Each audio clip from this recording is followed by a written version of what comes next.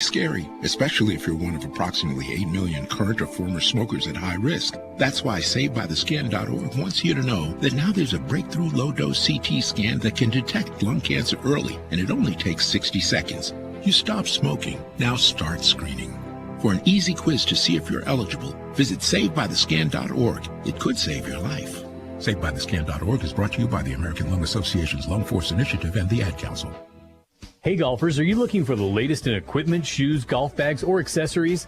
You need to visit the Pro Shop at Tiffany Greens Golf Club. They have in stock all the newest equipment from brands like TaylorMade, Callaway, Ping, Titleist, Scotty Cameron, Srixon, Cleveland, and Cobra. Footwear from FootJoy, Puma, Asics, and Adidas. Or how about golf bags from Callaway, Ping, TaylorMade, OGIO, Srixon, and Cleveland. They also have Oakley sunglasses, Hypervolt percussion massage devices, and Bushnell rangefinders and watches. Visit Tiffany Greens Golf Club today for all your golfing needs. Sports Radio 810 WHB is your home for the Major League Baseball playoffs and World Series, NBA playoffs and finals, NHL Stanley Cup, college football playoffs and national championship, NFL Sunday, Monday, and Thursday night football, the NFL playoffs, and the Super Bowl. Only on your locally owned, locally operated hometown radio station. Sports Radio 810 WHB. Kansas City's hometown sports station. Sports Radio 810 WHB, Kansas City.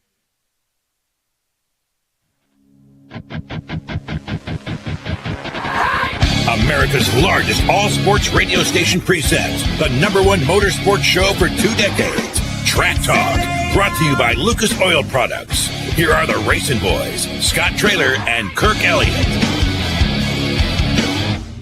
Good morning, everyone. Welcome to Track Talk here on Sports Radio 810 WHB. I'm Scott Traylor. He's Kirk Elliott. We're the Racing Boys.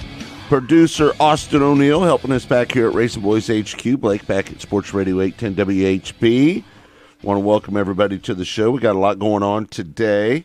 As you know, we do a show Monday through Friday called Mostly Motorsports, and we had some pretty good guests on this week, and we're going to play a portion of some of those interviews for you today here on Track Talk. And I think the biggest interview of them all would be MAV TV has worked a deal out with Flow Racing, and now you're going to see MAV TV on Flow Racing. Kirk, as you know, us being in the streaming business for all those years, this is a big deal in our industry right now.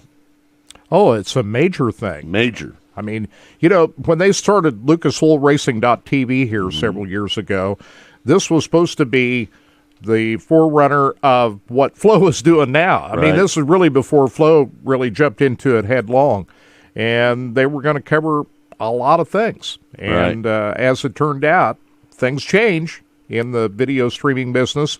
And, you know, we were experiencing both LucasOilRacing.tv and Flow when they took over what we were doing down at the Chili Bowl, and now they're going to be together, which that's a good thing. So for race fans, I think it's even better news for them because, as I pointed out all along during the last few years of this live video streaming, the fans are the real winners in all of this because they're getting such a great deal.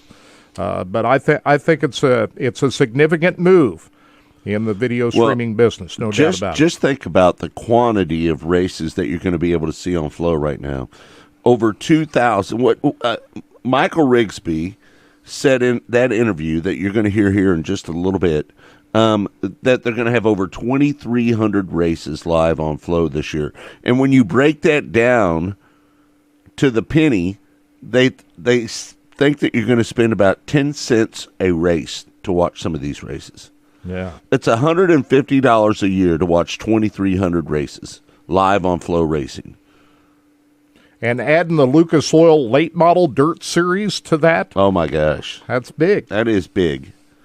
Big. Because you can watch so much late model racing on there. You know, Michael Rigsby is passionate about late model racing. He owned Dirt on Dirt. In fact, Kirk and I were there the day they kicked off their first broadcast in 2007 at the World 100 in Eldora. Kirk and I were there, and we watched them do their very first broadcast, didn't we? We did. That's when their Dirt on Dirt site started. But what they've done for dirt late model racing unbelievable. is incredible. Yeah.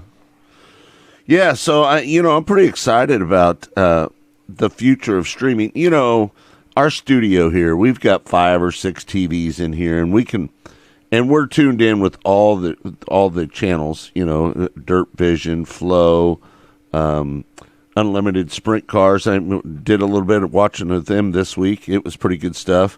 And we watched Racing Dirt. There's a lot of things that we watch. And we're set up for it to where we can do that. And I think the biggest question for me personally out of that interview yesterday was, how can I watch all these races on Flow on all my TVs at the same time? They have so many races, folks. Let me tell you, on a typical Friday or Saturday night, Flow Racing has no less than 25 to 45 races a night on Friday and Saturday night. So if you're a hardcore race fan and you want to watch some motorsports, there's really one place to do it, and that's Flow. Costs you $150 a year to sign up and watch 2,300 races. Can you imagine that, Kirk? Kirk, I think the most we ever did in 1 year with Racing Boys, video-wise, I think we did over 100. Could you even imagine getting your head around trying to do 2,300 broadcasts in 1 year? Yeah, and I think, what was the last Saturday? They had 33 on at the same time. Right. In one night. I think we did 4 in one night. That's about all we could handle. Yeah, 4 or 5 I think we've done. Yeah. So it's amazing, and it's going to be a good partnership, I do believe. You know, here's the thing, and we are sponsored by Lucas Oil, so I think really what was going on, and I think Michael Rigsby said it in his interview, is that MAV TV Plus is what their platform was on. They were having some issues with their platform, and they didn't know how to get through that. And the best case scenario was to work out something with Flow Racing. But did you see this coming, Kirk, at all? Did you see it? No.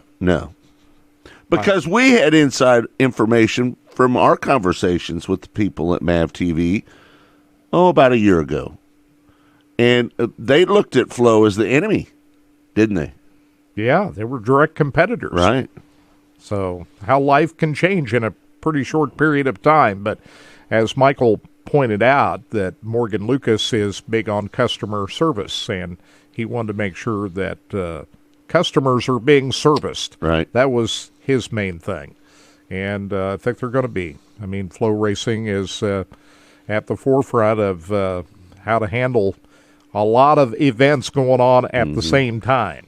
Yeah. So, yeah, a lot of things change in the business. Michael Rigsby has been the ramrod of getting Flow Racing Vice where President they are of today. Racing Operations over at Flow Racing. Yeah. So, and he's done a great job of pulling a lot of these things together. So good for him. And that's an interesting interview. And we'll look forward to hearing some of that again here in a little bit. Yeah, we're going to play that in our second segment today. So when we come back from the first break, we will play the interview that we did with Michael Rigsby. He is, I don't know if there's anybody. Let me ask you this, Kurt. Is Michael Rigsby the most powerful man in dirt track racing right now? Would you say? He's right up there. Got to be there, right? Yeah. I mean, I can't even think who would I put on top of Michael Rigsby in the grand scheme of things. If you sit here and you look at all the races that he's brought over to Flow Racing, NASCAR he's brought over to Flow Racing. There's a lot of NASCAR Weekly Racing Series races that you can watch. You know, they've got Bowman Gray on there. They've got the All-Stars on there, the Lucas Oil ASCS National Sprint Car Tour races on their platform as well. I don't know if there's anybody that's more powerful than Michael Rigsby in dirt track racing right now. Can you think of one person that might be that powerful? Well, there's several that are impactful in dirt track racing, but he's certainly right up near the top. Where would you rate him with Tony Stewart? Tony Stewart's, he's a key player in the dirt racing game. How would you stack those two? I would say Tony Stewart is probably a little more impactful since he owns Eldora Speedway, but I don't know how you'd rank people in that fashion. Well, me personally, I would put Michael Rigsby above Tony Stewart. You would? Yes, sir. Yeah. I don't know. And the only reason I say that is because if you think about how many sanctioning bodies he's been able to pull together to put on the Flow platform, I haven't seen anybody do anything like that in my lifetime. I've not seen where you can go to a channel for $150 and watch 2,300 races. Who's done that? Nobody has ever done that. I will say this: whenever you see a big entity like Flow come in, and they were in the video streaming business before they got involved in racing. Whenever you see somebody like that come into racing, a lot of people are going to say, "Oh, well, here come the big boys going to try to take things over." People are loving it. Michael Rigsby, his personality and the way he's managed all this, I don't think people have that impression of Flo because his passion for the sport and just his personality of bringing all these parties together and making this all work, I think has put a face on Flo Racing that probably wouldn't ordinarily be the case without somebody like Michael Rigsby. Let me get Austin to jump in here real quick. Austin, where would you rank Michael Rigsby in the dirt world right now? Top three. Top three? Who would be the others that are in there? Tony Stewart would be one? Yeah, you could put Tony in there. I mean, that's kind of it's a tough question because he's kind of one of a kind. Tony's one of a kind in his own way. Right. Rigsby's one of a kind in his own way too. So, because you got a track owner and a series owner, and then you got the streaming guy. Right. I think in the streaming world, Rigsby's number one. And I think you probably could have, Stewart, Rigsby, and maybe Brian Carter in the top three of dirt racing. Oh, well. And I'm partial to Emmett Hahn. Yeah. I got to throw him in there. I would throw Emmett Hahn in there as well. Absolutely. Yeah, for sure. For sure. Yeah, he'd definitely be on the Mount Rushmore of... of course, we're kind of biased, too. Well, a little biased. But I think legitimately so, what Emmett Hahn has done. Right. He created ASCS, he the Sprint Bandits. The Chili Bowl. The Shootout. He's done a lot in motorsports. So, yeah, you definitely have to put him in somewhere in that top five, wouldn't you? Absolutely. Yeah. And that's why it's so hard to rank, because all of them are impactful in their own way. And certainly Michael Rigsby is right at the top of the list of what he's done. I don't know if there's anybody. I don't know if there's anybody bigger than Michael Rigsby. And the point I think both you and I are wanting to make here, anybody other than Michael Rigsby, I'm not sure would have been able to marshal this thing the way they have Flo at this point, because they were a lot. We knew what the commentary was when Flo decided to get into this. We're thinking, oh my, here come the big boys. They're going to run everybody down. Yeah. But I don't think people have that impression of them right now, just because the way they have approached making this all work. Let me say this, though, Kirk. Flo has made a difference in the streaming industry. No doubt about it. I mean, listen, we sold the rights to the Chili Bowl and the Shootout to Flo. That's why we're doing our daily podcast now, because we've got out of the streaming business. Flo is the 800-pound gorilla in the room. Would you agree with that? Yeah, and I would have to say that the World Racing Group, by bringing on Dirt Vision and making that work for what they're doing, has been impactful as well. This brings up the question. Do you think there will ever be a time, and Austin, I want you to get in on this answer too, do you think there will ever be a time when Dirt Vision sells out to Flo? I don't think so. I don't think so. I don't think so either. How about you, Austin? I know I said yesterday that there's a possibility it could.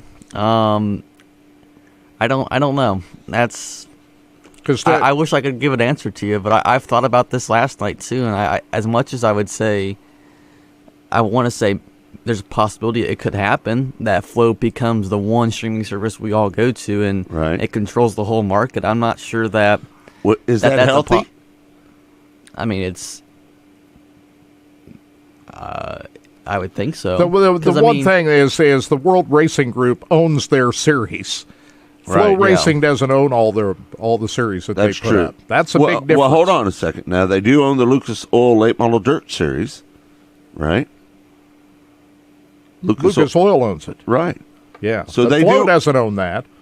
I know, but Lucas owned that series. You're saying that they own a series. Well, Lucas owned the late model series. But I think it's a little bit different with the World Racing Group. Why? In the fact that with Lucas Oil, they're in oil products. They're in a lot of different things. They've got a TV network, which will continue, by the way. MAV TV is not going anywhere. No, it's not going to stay anywhere. around. Right. With the World Racing Group, their main emphasis is the racing. With the World of Outlaws, late model sprint cars, the Extreme Series, they own all of that.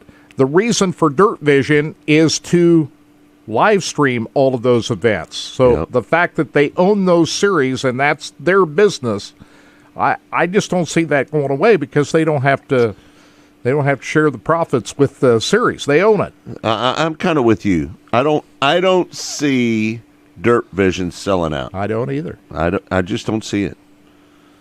I think they're a little too proud of their brand and how much work they've put into it. Because, listen, let's face it, Dirt Vision is at the top of the list when it comes to production. Absolutely. You brought up the biggest point I was just about ready to make.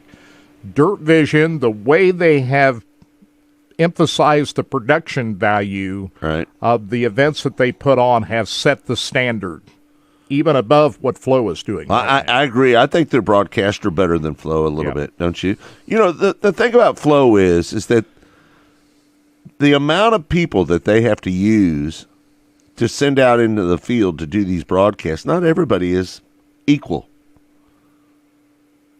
Sometimes some of these races that you watch on Flow are not as good as others, right? Right. Am I right? Exactly. And you know, with the quantity of events that Flow has, they can't make every event look like the big television Chili Bowl broadcast. It's not like the Chili Bowl. I mean, anytime you see a high-level production, that costs money. Yeah. That means you're having to pay extra money to make that look as good as it does. We know that. We know how much it costs to ramp up the level of production for a broadcast. Do we ever? It costs money. The best quality event that you see on live video, that costs more money than it would be for just like a one-camera shoot. We're blessed to say that we had the biggest pay-per-view in dirt track racing. Right. Right? And we know what kind of effort it takes to put on something of that magnitude. We put out a lot of expense for that. Oh, boy. People don't realize how much money was spent to do that. Motel rooms and everything, labor and all that goes with putting on one of those broadcasts. But we didn't put that level of expense out for everything else we did during the rest of the year. No. Well, listen, that's not totally true because last year we ramped it up. We did. We went out and we bought us a real fancy trailer and a production trailer, and it was state-of-the-art. It was as good as anything. In fact, Flow bought it from us. That's how nice it is. And they're using it with the All-Stars right now. So, I don't know. I'd like to think this is going to be good for the sport. I don't think that Dirt Vision's going to ever sell out to Flow. I just don't see that happening. So those are the two biggest platforms right now, right? Yes. And Flow and Dirt Vision. And my big question moving forward is the track operators and the series that are not already owned by World Racing Group. They don't have to worry about the series part of it, but the track operators, how much is that going to change over the next several years of, okay, where's my cut? You know, how much more am I going to get? So here's where we're headed now. This is the road that we're heading down. when we did our broadcast, we had the rights to the series, so we could go in and we could do the live broadcast at these racetracks, and we didn't have to compensate the promoters at the time. But in return, we promoted their racetrack and made people want to go to their racetrack, and we always talk positive about their racetracks as well. I'm just not sure how long that can last, Kirk, to be honest with you. I don't know. I mean, as long as the stands are filled, I mean, I'll give you an example. Last night with the Lucas Oil ASCS event at Albion, Nebraska, Boone County Raceway, it was packed. Yeah, big crowd. So if the stands are packed, the promoters are not going to worry about it so much. But if the attendance is dwindling and they're looking up there and live video is there and I'm not seeing many people in the stands, they're going to say, hey, wait a second. Let me ask you, Kirk, so do you think from here forward that most of the racetracks that Flo's going to be involved with are going to have their hands out now? Well, I don't know any more than ever before. I don't know if it's going to be any more now than it was before this deal was made. Is the exposure worth it to the racetracks? Yeah. Is my question. Well, as long as they're able to make a go of it, which is very difficult right now with the expenses going up, fuel prices, just operating a racetrack. The cost of all of that has gone up dramatically over the last year or two. So all of these issues are going to, I think, at some point rear its ugly head for a lot of promoters that see their races on live video. They're going to want a little more of a piece of the pie. Yeah. All right. Well, listen, we're going to take a break. When we come back, we're going to play the interview that I did yesterday with Michael Rigsby. He's the vice president of Flo Racing, and it's a very interesting interview. I know you want to hear it. We'll talk about everything that was involved with MAV TV hooking up with Flo Racing. It's going to be good.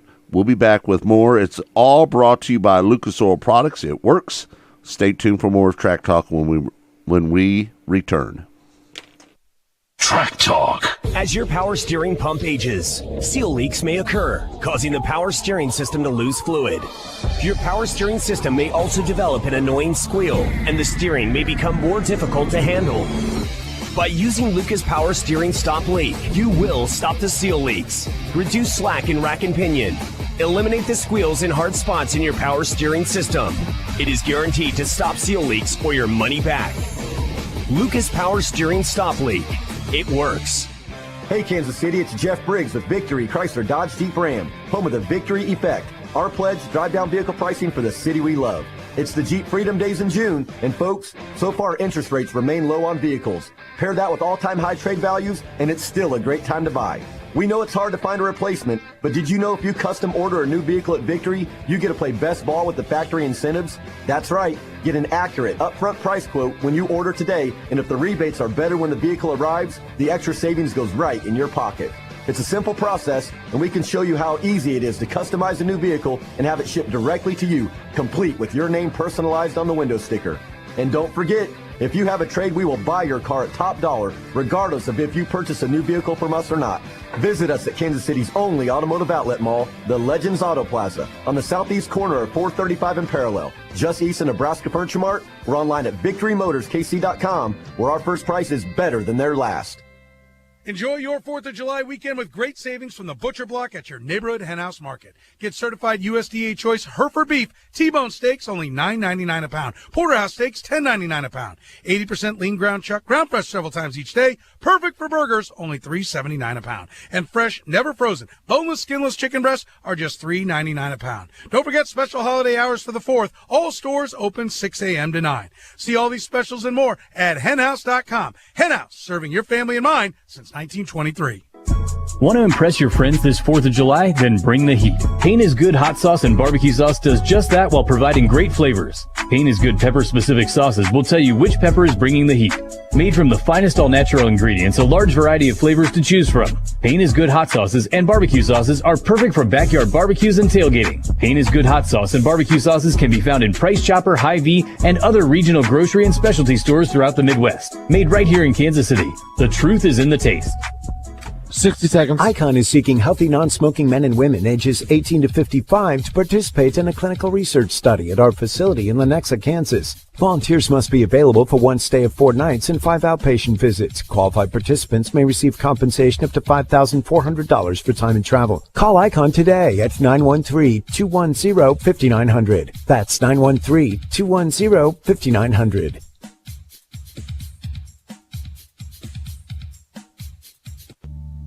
Happy birthday, America. July 4th weekend is a great time to celebrate our independence and everything that America stands for.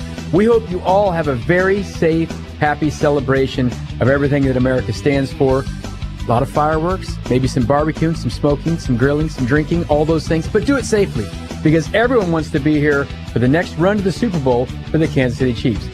Happy 4th of July to all of our listeners from everyone here at Sports Radio 810 WHB.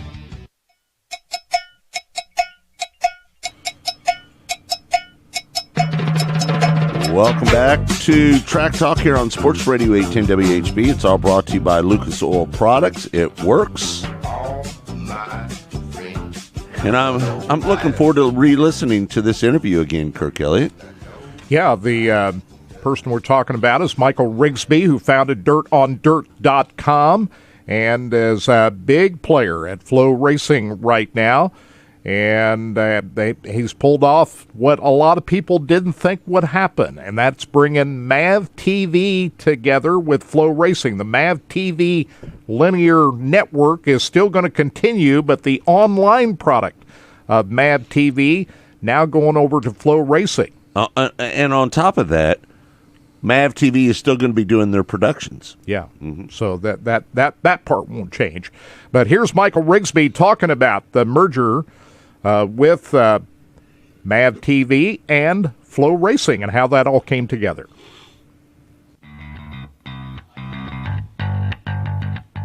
You know, Michael, I know how passionate you have been about late model racing all these years, right? And I know that you've personally, me and you have talked privately over the years, how much you always wanted to get the Lucas Oil late model dirt series over there on Flow.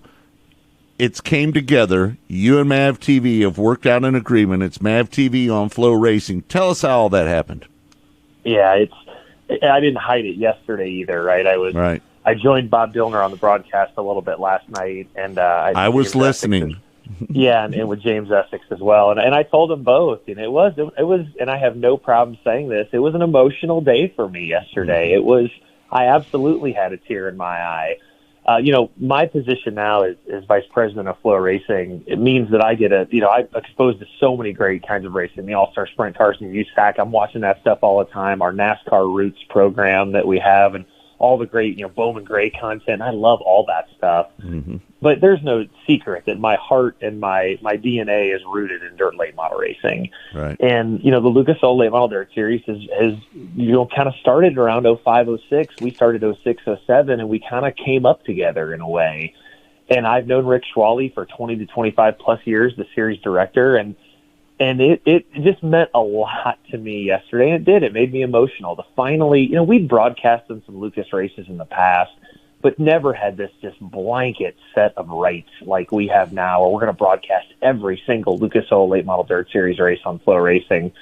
And it was exciting. And, I think I cannot, and this is, again, Scott, this is not like a throwaway line where I'm just saying this to pat Lucas on the back. They have handled this entire thing incredibly professionally. And what I mean by that is it's no secret, right? Their app had some issues. Their MAV TV Plus app was not performing up to the level and the standard that Morgan wanted. Right. And I've really kind of got to know Morgan a little bit more this last month. And really this has all come together in the last month and a half. And Morgan is a diehard customer service guy. I mean, from their oil products on down, it is super important to them that their customers be taken care of. And he said, I just do not feel like we are taking care of our customers with the experience they are getting on the MAV TV Plus app. We would like to keep the linear network, and they're going to. MAV TV will still exist as a TV channel. But he's like, you guys really have a handle on this digital thing. And Michael, your passion for dirt late model racing and motorsports is evident. How can we make this work together? And that was about a month and a half, a little over a month ago, but in 5 weeks-ish. And in 5 weeks, it has been a it has been all hands on deck, every piece of our organization. We had 100 people at Flow working on this deal at one point between marketing and content and logistics and engineering. Wow. And Lucas and Bob and Morgan and Katie and the entire team were awesome to deal with. So it just kind of was born out of them realizing that, hey, we're not executing perfectly in the app side. You guys are really good at this. Let's just partner together and take this thing to another level. Yeah. Would you have thought this would happen 4 or 5 years ago? Would you ever would have dreamed that this would have came together with MAV TV? Because to be honest with you, there's 3 big ones, right? There was MAV TV Plus, Dirt Vision, and Flow Racing. Did you ever think that there was a day where MAV TV would be on Flow Racing? Did you ever think that 4 or 5 years ago?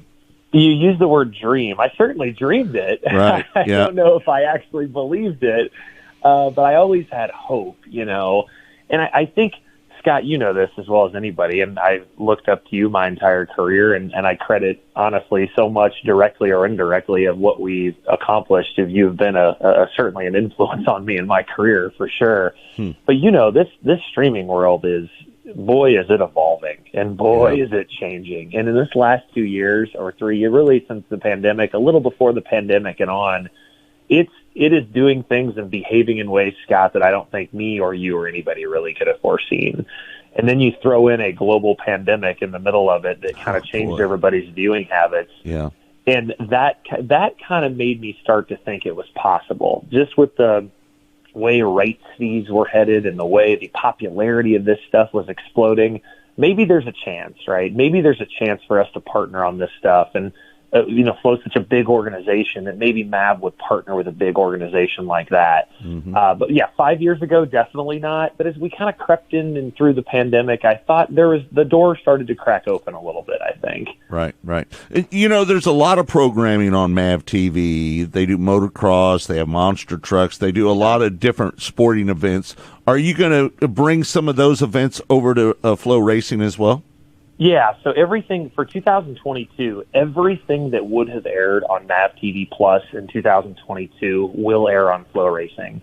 So that's not only the late model series, of course, that's Power Eye. It's the Lucas Oil Pro Motocross Tour, which has been huge following that motocross tour has. And I've, tuned in when we did a little testing a few weeks ago, I tuned into the motocross. It was really, I've been to some Supercross events. I know enough about that kind of stuff, but it was so cool to watch, and the visuals of that outdoor track, I really enjoyed it. But to answer your question, yes, all of the things that existed on MAV TV Plus will now be on Flow Racing. Through July 27th, they'll be on both platforms, and then effective July 27th or 28th at midnight, I might have it one day off. MAV TV Plus's platform will go away, and it will all exclusively be on Flow. Right. Hey, Michael, this is Kirk. Congratulations on pulling this all together. What a monumental development. I was going to ask you about the Chili Bowl. Now it's going to be all on Flow, right? Just how's that all going to work? That is correct. That is correct. All of it will be on Flow all the way through the C, B, and A main. So I was teasing Turn, our production director. I said, well, see, now you don't get the evening portion off. You got to work now. Right. You got to get to work all the way through the A main. But yeah, that's pretty cool. And I know, again, the Chili Bowl on Flow does not happen without, everything that Scott Traylor and Kirk Elliott and the Racing Boys built. I mean, you guys were, to me, still really kind of are the Chili Bowl, but you're the heart of the Chili Bowl and were forever. And that doesn't happen without you guys and the partnership that we struck with you and Emmett a couple of years ago. And again, that still means the world to me that we were able to pull that off. But yes, to answer your question, Kirk, it will all of it will exist on Flow Racing. Now, the CB and A main will still be on MAV TV Linear also. Oh. That's important to note here. Like, their linear channel is not going anywhere. Right. And one cool thing we can do is, think about all the content we have on Flow Racing, whether it's the Gateway Dirt Nationals or the Wild West Shootout or all of this other motorsports offering. We can really become a feeder for their linear network now, right? And really we want to turn it into the old Speed Channel, if I'm being candid, is what we'd love to do, Right. Really give it, there's all this motorsports content that can live on this TV channel now. Hey, Michael, I sit down here. I don't know if you've seen our studio, but I've got a lot of TVs around myself. It's nice. I love it. Yeah, and what my thought is, and I've got to ask you this, you have so much programming on Flow Racing right now, and a guy like myself that has 6 or 7 TVs down here to where we can watch just about anything. How does a person, because this happens to me once in a while, I'll log on and it will bump me off of one of my other TVs. Is there going to be a time to when a person could watch 6 Flow events in their house at one time? Will they be able to do that eventually? Yeah, and that's the thing, Scott. Now, like, this is the good problem to have. Like, all this growth you've got, now your engineering and everything's got to try to keep up with it. And it's that yes. Short answer to that question is yes. The engineering team is already diving into that because we know the volume of programming we've got. I think we had 33 races last Saturday night. Crazy. And Scott, you know this as well as I do. It's hard to find great production people. And so, we have to raise the value. We have to raise the level of production on, Right. I think we'll do the Chili Bowl, the World 100. We'll always do that stuff well. But I want to make sure those Comp Cams races that Chris Sullivan's tour gets, I want to make sure they're good. So we need to raise the level of production on everything.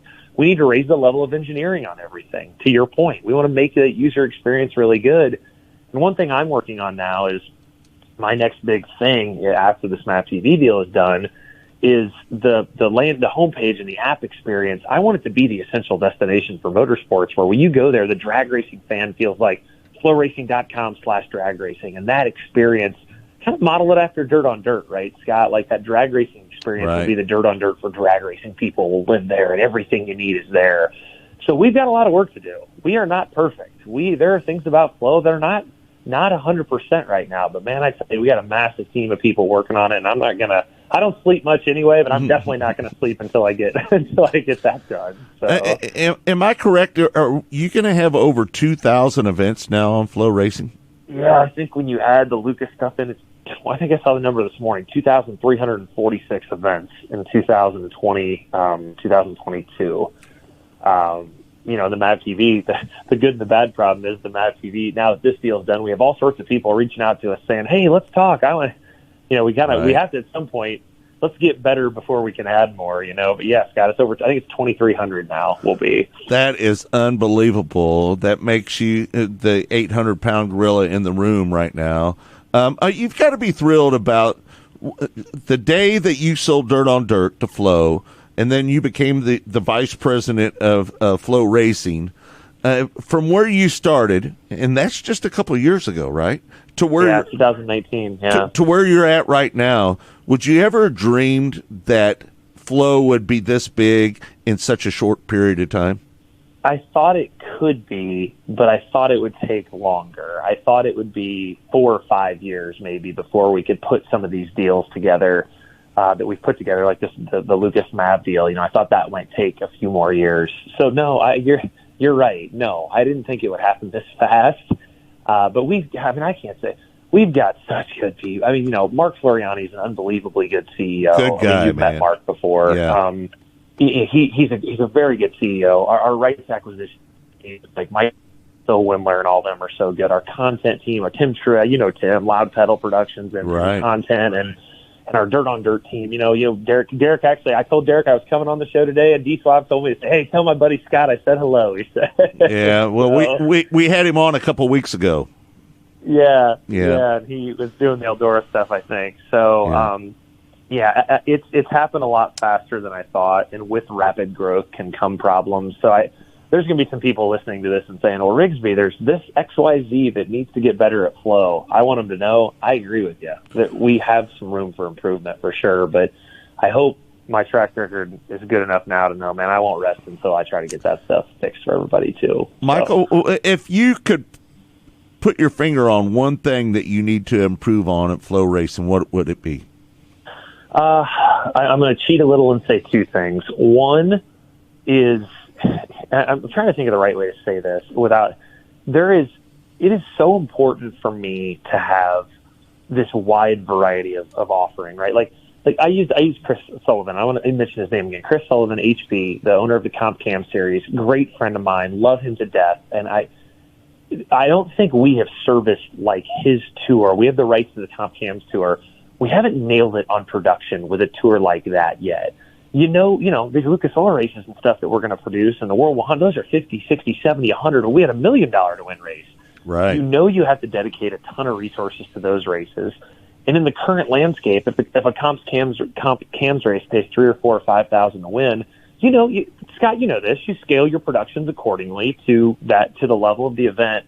Man, I want to make it where when someone logs in, whether it's a Logan Martin's mom or anybody logs in to watch a comp cams race, that level of production is up to snuff. It's not going to be the World 100 with 22 cameras or whatever it is, but it doesn't mean it can't be solid. The picture's good. All that level of production, or a mid-level production, we've got to get better at. We've got to get better at that, and we are taking major steps to do that now.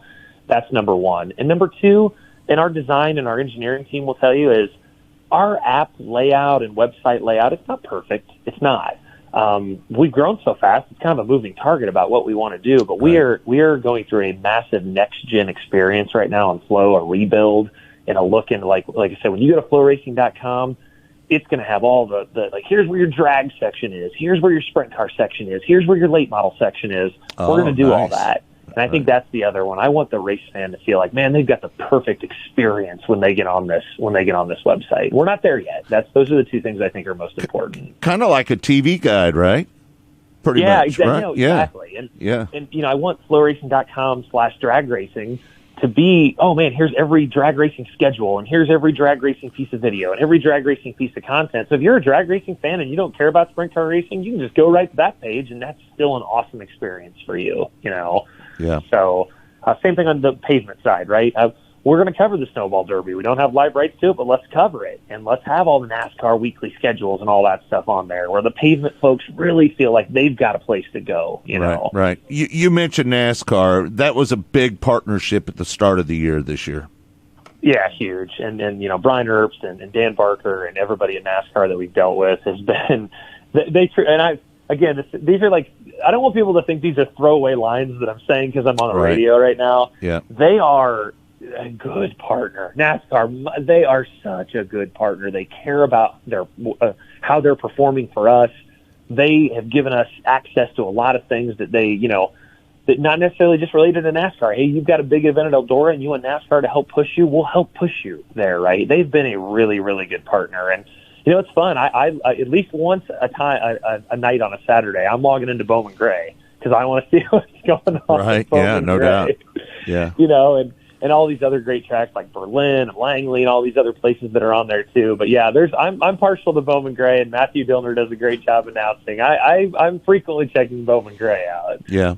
Your Flow Race Night in America, that is such a great, just a great deal that you guys are doing, those midweek shows. I love it when you guys cut back to the studio and you and D Suave are kind of hanging out and shooting the bull. That's really turned out to be a huge success for you on the midweek shows, hasn't it? Yeah, it has. And I'd always, I've had the idea for kind of a midweek late model tour. And again, we're all sort of stealing old ideas. The old Thursday Night Thunder, right, that USAC did. It's kind of born out of that. And Scott, you were some inspiration too. The way you guys did some of your studio stuff, I definitely took elements of that, and kind of worked it into what Derek and I do. But it's been cool, and Mark Floriani's put his full support behind it, and Castrol's been a great partner in that as well. It's just fun. There's a massive audiences tuned in on a Tuesday, Wednesday, Thursday night, and Derek and I are such sports fans, like you are. You're a big Chiefs fan. Yeah. I know you love other things other than racing, and it's been a lot of fun to we try to bring some of that college game day kind of stuff into the racing world, which hasn't happened a lot, and that's been fun to do that on those midweek shows. We're in the middle of our summer break right now. There's just so much racing right now that we take the middle of the summer off. I think we return August 2nd at 34 Raceway in Iowa there. Hey, Michael, we know how happy your subscribers are. I mean, they're getting the best value of all. They're the real winners of all this. But what are the challenges going forward with the track operators? Boy, that's a great question, and something that we are also trying to tackle right now, Kirk. The tricky part for Flow and for any streaming service really is all of, it's a little bit different by the way, we are great friends with the folks at World Racing Group and Dirt Vision. Brian Carter and Brian Dunlap. I know those, Christina Cordova. I know them all so well over there. Brian Dunlap has been a great friend for a long time, and I think a lot of Brian Carter too. A little different situation for them. It's a good situation. They're kind of the owner and operator of the streaming service and the series, and it's a little bit easier for them. The challenge we have is when all deals are a little different, Kirk. And what I mean by that is you've got, okay, we have a contract with USAC. We have a contract with the All-Stars, right? We have the rights to that series. But then we also have our own 12-race mini-series where we do deals directly with the racetracks, whereas the All-Stars and USAC or whoever, they work directly with the racetracks. Some of those racetracks cross over, right? Some of the tracks that are on the All-Star or USAC schedule are also races we have Flow Night in America deals at. And I think you two know this, Scott and Kirk. Every deal is crafted a little differently, depending on size of the race, purse, time of year, everything. Mm-hmm. So there isn't enough consistency probably across the board with how every deal is constructed with every track operator, whether they're dealing with a series or whether they're dealing directly with Flow. It does always chat me a little bit when I see people say, oh, Flow doesn't pay the racetrack. There are many racetracks that Flow pays. Many. Right. But every deal is a little different. Time of year, size of event, are we working with a series? Are we not working with a series? And I say all of that, Kirk, to say you're right. That is a challenge, and it's only getting more challenging as we go on. And I think, last thing I'll say about this, I'd be curious if you two feel the same way. 2020 is the pandemic year. You come out of that, crowds are bananas. 2021, right. Crowds are bananas. We're seeing a little pullback right now on crowds in some places. Big events are still having big crowds. But I think some promoters and even us need to remember, and I own a racetrack. I mean, you guys didn't know that. I'm part of the ownership at Fairbury Speedway. Yep. It's a little different this year, right? We're out of that post-pandemic world. So we kind of need to adjust our expectations a little bit. Yeah. All right, there's our conversation during Mostly Motorsports. Again, Mostly Motorsports, you can listen to it Monday through Friday, 12 noon Central Time. You can watch it on our Facebook page, Twitter page, YouTube page, or racingboys.com. Or you can find it wherever you find your favorite podcast. Again, that's Monday through Friday, 12 noon Central Time. And it's we have a lot of great guests on there. It's a pretty good show. Yeah, you listen to Michael Rigsby there. Yep.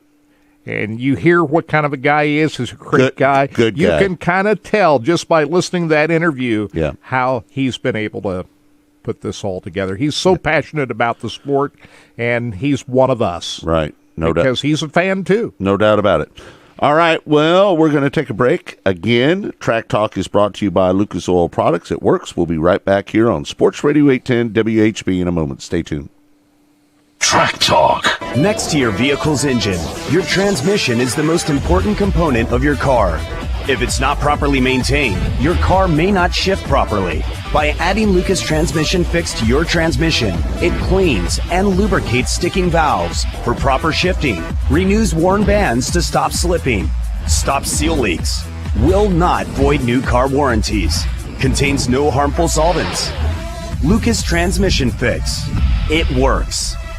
Hey, Kansas City, Steven St. John here from our friends at Window Nation. You've seen it. Home prices keep on rising, which means the more improvements you make in your home now, the better the return on your investment. And I'm telling you, new windows from Window Nation is one of the best things you can do, especially now. During summertime, demand is down, so Window Nation can make this incredible offer. Get 2 free windows for every 2 you buy. Plus, put no money down, make no payments, and pay no interest for 2 full years. Your home will be more attractive, more energy efficient, so your bills will go down. You extend the life of your cooling and heating systems, and you're just plain more comfortable all year round. Window Nation is the best choice. They've installed over 1 million quality windows, with 96% requiring no follow-up service. Call 866-90-NATION now, or go to windownation.com for a free in-home estimate or online quote. Call today and tell them Steven St. John sent you, 866-90-NATION, or go to windownation.com. Did you book the Townsend's 10th anniversary ticket? Alona's travel agency is overbooked and experiencing delays.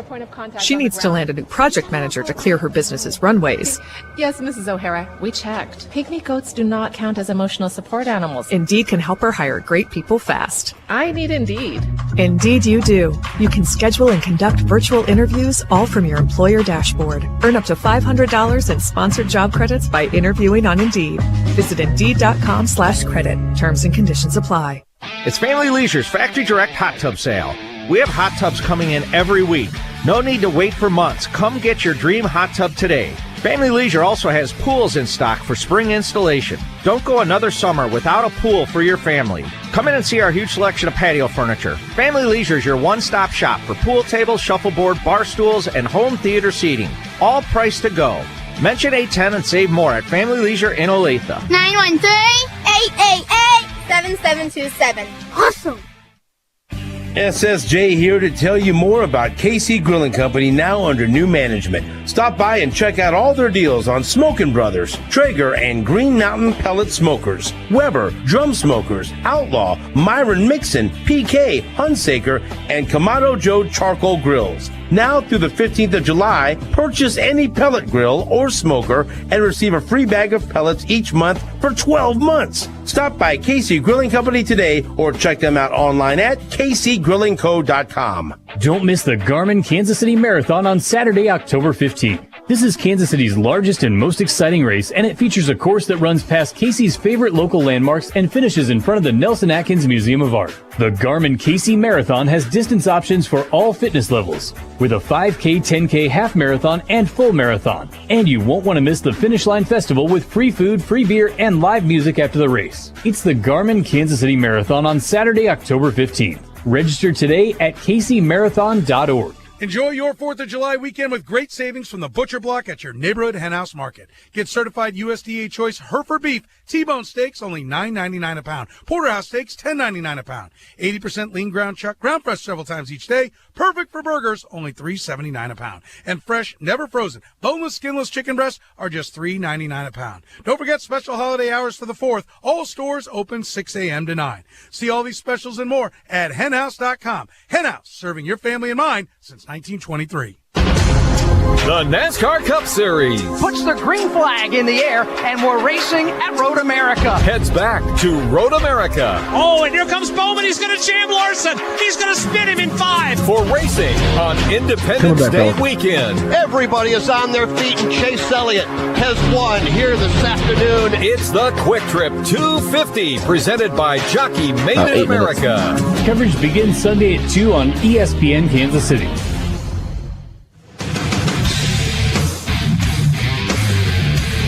Welcome back to Track Talk here on Sports Radio 810 WHB. Don't forget hour number 2. You can watch us online on our Facebook page. That's Racing Boys Network on Facebook, at Racing Boys on Twitter, or look up Racing Boys on YouTube, or you can watch it on racingboys.com. There's 4 different places, 4 different platforms that you can watch it on. And don't forget, every Monday through Friday, it is Mostly Motorsports. With myself and producer Austin O'Neill. He's been doing a great job for us this year. That is Monday through Friday at 12 noon Central Time. So a lot of these interviews that you hear, those interviews are longer, right, Kirk? Typically, these interviews are about 15, 20 minutes long, and we just play a portion of those interviews, right? And the Rigsby interview, what was that, about a half hour long? You heard about a half an hour. We cut about 10 minutes out of that. Yeah. So, anyway. And in hour number 2 today, we're going to have an interview that I did with Tim McCready and NASCAR Cup Series driver Michael McDowell. Yeah. In hour number 2. Great stuff. So, you had a good week of Mostly Motorsports. Mm-hmm. Pretty significant stuff. How about the racing last night? We saw some great sprint car racing last night. Oh, man. What was your favorite race of the night? Jacob Allen holding off Brad Sweet at the line at Cedar Lake Speedway last night. Mm-hmm. How about Jacob Allen, his 3rd win of the year? He won at Lake Ozark here earlier in the spring, and he won another race, which I forgot. Where was that, Austin, his other win that he had? This is his 3rd win last night. So Lincoln Speedway. Lincoln Speedway, that's it. Yeah. And Jacob Allen put it on him last night. Because Right. I thought Sweet was eventually going to make the pass to get around him there at the end, but Jacob Allen said, no, you don't. It's all mine. Who is the hottest driver in America right now? Is it Brent Marks, Anthony Macri, or Sheldon Hodenshield? Who is the hottest driver of those 3 drivers? Austin, I'm going to let you chime in on that one first. Who do you think is on top of the world right now of those three drivers? Brent Marks, Anthony Macri, or Sheldon Haudenschild? I'd say if it was about a month and a half ago, it'd be Anthony Macri. But, as of the last week and a half, I'd probably put Brent Marks on top. Brent Marks, probably Anthony Macri, then Sheldon be third. Yeah, I'm kind of with you on that. Boy, what a week Brent Marks has had. 4 wins in 5 nights on the Pennsylvania Sprint Week Tour. Last night he held off Rico Abreu. I thought Rico might have a shot at him there coming off the 4th turn, but Rico got just a little bit sideways. And, of course, he ended up running third last night. Right. Rico did. And he literally outran Kyle Larson this week. So passed him and blew him away. Yeah, it was great. So, he's got it going on right now. And tonight they're returning to Port Royal Speedway for the second time this week. He won there on Wednesday night. Let's see if he can hold off Anthony Macri again. Macri had a bad night on Wednesday at Port Royal when he shook that engine. Right. We'll see how that plays out tonight at Port Royal. Austin, what would it do for your confidence if you went up and you passed Kyle Larson in a sprint car and went around him on the outside and went on to win the race? What would that do for you confidence-wise? I'm not sure that would be as important as it was 2 years ago. Why? Why you say? Larson's lost his momentum. I feel like Larson isn't. I agree with Larson isn't as dominant. It kind of you went from races to 75 races in 2020 to probably 30 or 40 past 2 years, and as time evolves, teams will catch up to what they were doing. I bet you they found something that nobody else knew about in 2020. Now it's 2 years later, and there's things that in the 360 class that we're finding every year. It's probably 5 things a year we find something new or so. So I can only imagine what the Outlaws do when they race that much. But I think the biggest confidence booster we'd just be dominating. Do you think that Kyle's kind of lost it as a driver, or do you think the team has got him behind the 8 ball? No, whenever we saw races, I think Hagerstown would be one of them. You could put Larson in that. If at the first part of the race, Larson had a good car, and he was able to get out to a good lead, and he was able to handle most of the field. And it's just, he got to the last part of the race, had a yellow come out, and I just feel like maybe the car went away and Brent's car got better. Maybe Brent found something here in the last month that, improves the performance of the car from lap 15 to lap 30. And Larson's stuff, that worked 2 years ago, is only good enough for lap 1 to 15. So, I think, it's just a combination of things.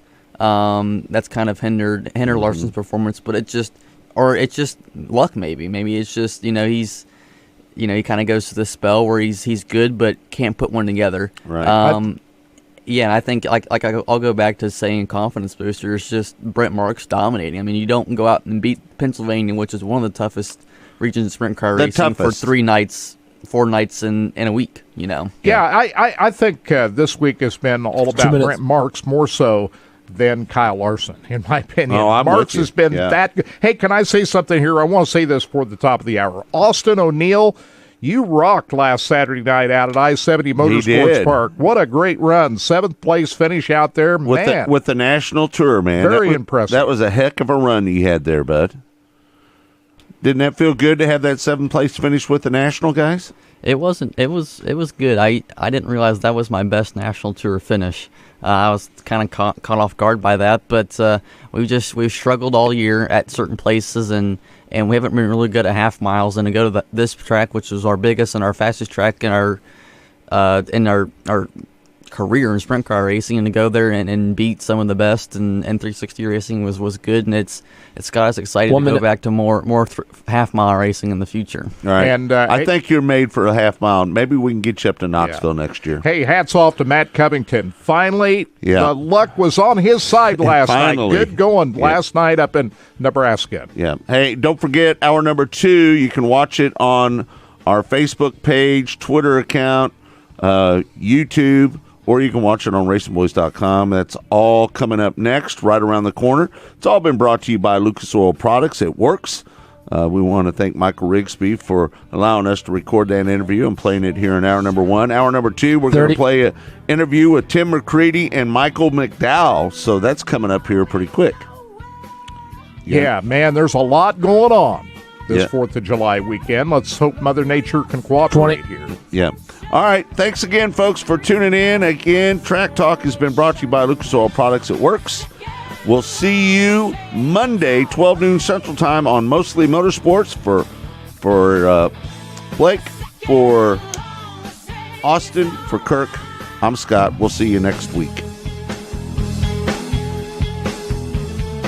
There is less than 1/100th of an inch of motor oil protecting Good job, your fellas. car's engine. Friction and heat causes Thanks, engine Blake. See you oil later. to experience Y'all have a hell of a thermal weekend, breakdown, all right? Happy weakening 4th. its ability to protect the engine and its parts.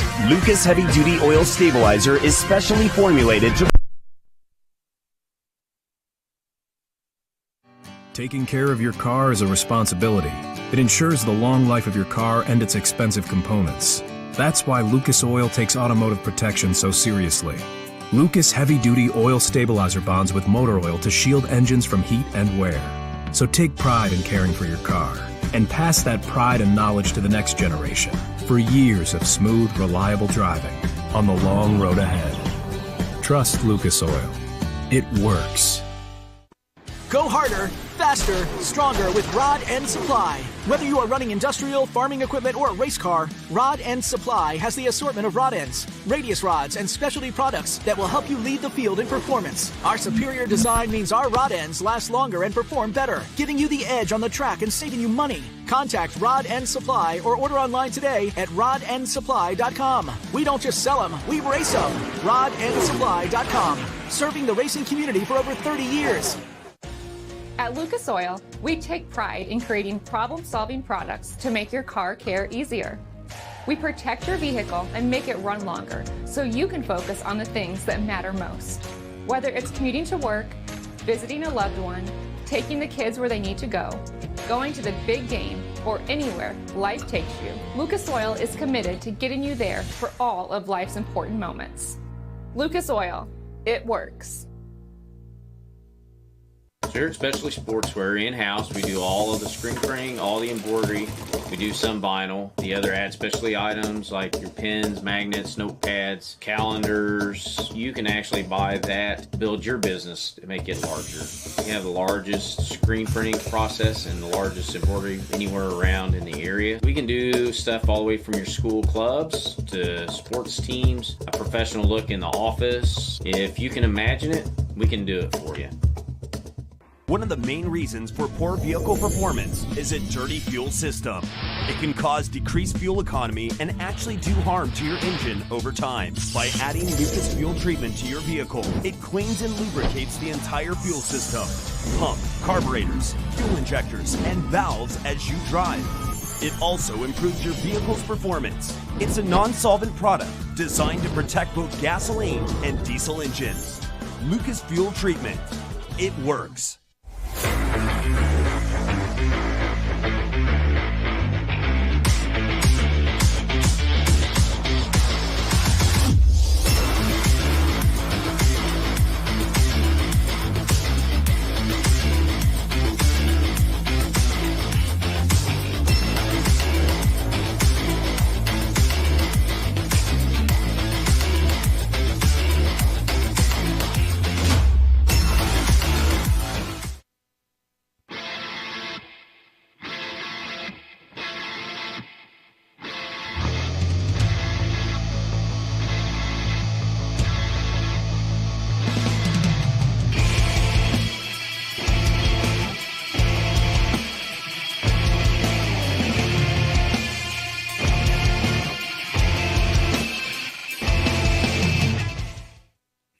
Cigarport.ca is your go-to online store for exclusive cigars produced from the best quality tobacco in the world.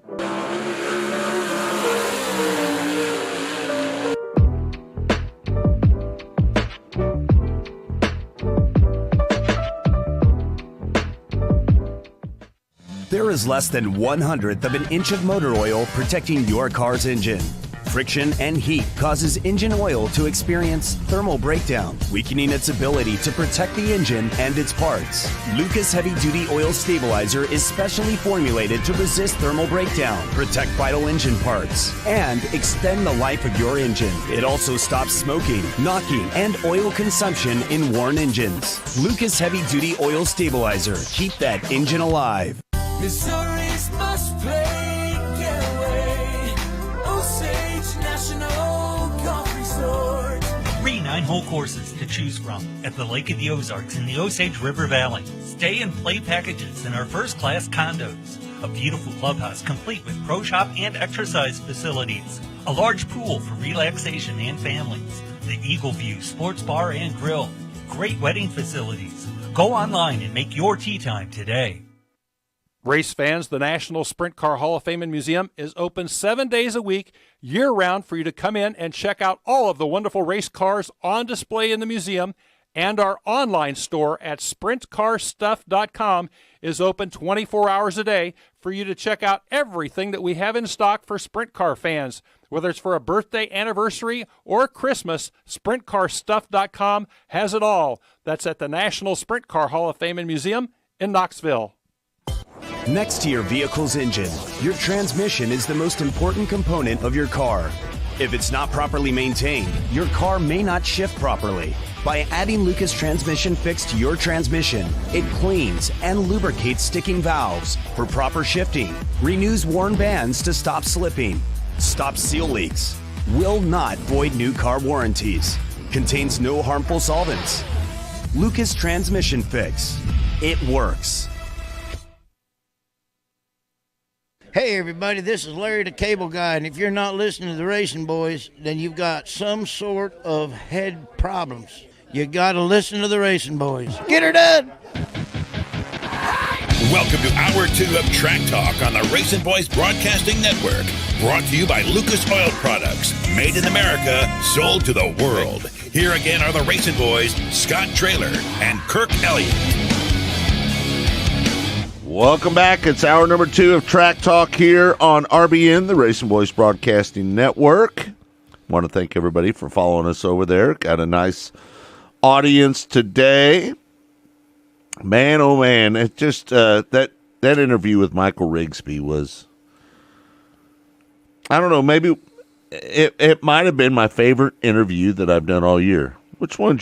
What interview is your favorite interview that I've done all year, Kirk? Well, I think that'd be it. Right there, I'm with you on that. Yeah. Especially when he started applauding us for what we've done. Well, that sounded good, didn't it? I did like that. You know, that felt good to the ears. Yeah. But, you know, to be fair, Kirk, and we don't blow our own horn very much here, but we were one of the first people to do what in this business what these people are doing nowadays. Right? I mean, we started out doing things before anybody else was doing it. I think Dirt Vision was doing live audio at the time. Right. And we were doing live audio. And I think we were about the only couple people. In fact, let me just tell you something about Kirk Elliott and me. In 2000, Kirk and I broadcasted 9 races in 1 year on Sports Radio 810 WHB, didn't we? Remember that? Yeah.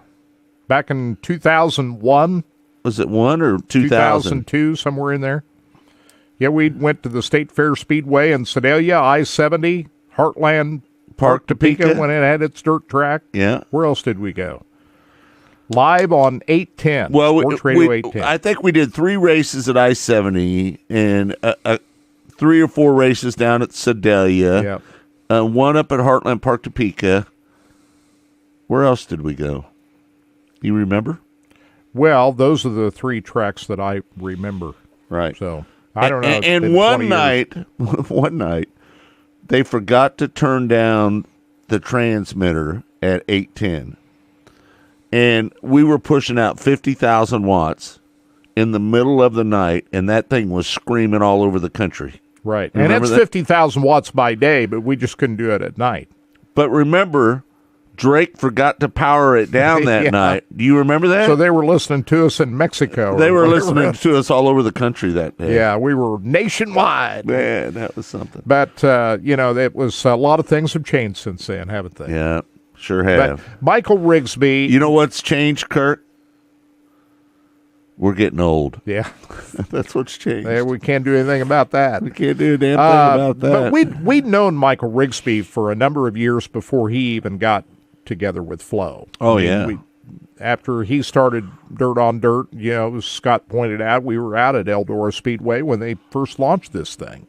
So we've known Michael Rigsby for a long time, and we've known that he's more than just an executive of dirtondirt.com. He's the man. And whatever. Right. He's also a big race fan. Yeah. He's a fan. Rigsby, he's got to be one of the most powerful men in dirt track racing right now. But his personality lends itself to a lot of what's happened because he's been able to become friends with a lot of people, and he's a likable guy, and how he's been able to put this all together for Flo is Did you just know, incredible. Kirk, that I had dinner with Michael Rigsby the night before he sold Dirt on Dirt to Flo? You did? Yeah. Dieter and I had dinner with him. Did he say anything to you that night before this all came out? Did he did. say a word? No, he told did. us. Yeah, he told me. Keep it quiet. Don't say anything. He said, don't say anything, but it's all going down in the morning. Yeah. And we had dinner with him that night. We were up somewhere in Iowa, up there doing some ASCS National Tour race, and he invited me to come over there, and that was the first conversation that we had about them purchasing the Chili Bowl broadcast from us. That was the initial discussion. Yeah. Well, he's a great guy. He is a good guy. And it's no surprise to me that he's been able to do what he has done. Yeah, and for as sure. I pointed out in the first hour, Flo was a big company before they got into racing. Now they're even bigger And with Michael. And the image was, when we first heard that they were going to start streaming a lot of racing, Yeah. oh no, here come the big money people in that really Right. don't like racing all that much, that are going to come in and blow us all away. Well, They've kind of proved us all wrong. that isn't what happened. Right. And it's because of Michael Rigsby that he has come in, and when you meet him, if you've never met him before, you know immediately he's a race fan. He's first. a good guy, too. Yeah. And that has been the big reason why Flo has been able to step in, do what they're doing, and become part of the racing community as much as they have. Got one here that says, I remember many a night laying where I laid awake before going to sleep listening to your audio, Scott, our audio broadcast back in the day. Back in the day. Back in the day. But, boy, a lot of things have changed since you and I got together. Oh, man. When we first started back in 2000, video wasn't even on my radar screen. I'm just an old radio guy. I didn't think about video. What the first thing that we ever did in video was when we moved into the old Sports Radio 810 radio station. You have the ideas. You have the vision. Well, hey, look at these studios here. I think we can do live video. And this studio, let me tell you, folks, they'd been using it for storage for about 4 years, and it was trashed out, wasn't it, Kirk? Kirk looked at me and he said, Scott, I like your idea, but I'm not coming over here and helping you clean this place. And so by myself, didn't I, Kirk? For over a month, I got a big 40-yard dumpster, and I just started throwing stuff away, didn't I? Yeah. But you had the vision then. Hey, I think we can do live video shows out of here. Yeah. And I'm thinking, nah, that's not going to work. Right. Yeah. And it turned out, and then I went out and I bought a TriCaster. Remember that? Yep. The first version of the TriCaster, the Pro. From the proceeds of the sales of your race ARCA car, wasn't it? No. I bought that Pro with just my money that I had. But then when I sold the ARCA team, I went and stepped up and bought the studio TriCaster. That was $10,000. The little 3-camera Pro was about $5,000 or $6,000. Steve Griswold was a big player in that. He was kind of giving me direction what I should buy at the time, and it all worked out pretty good for us, really. All right, listen, we want to do a quick interview before we get Lee Spencer on. Kirk, you want to lead this in? This was Tim McCready.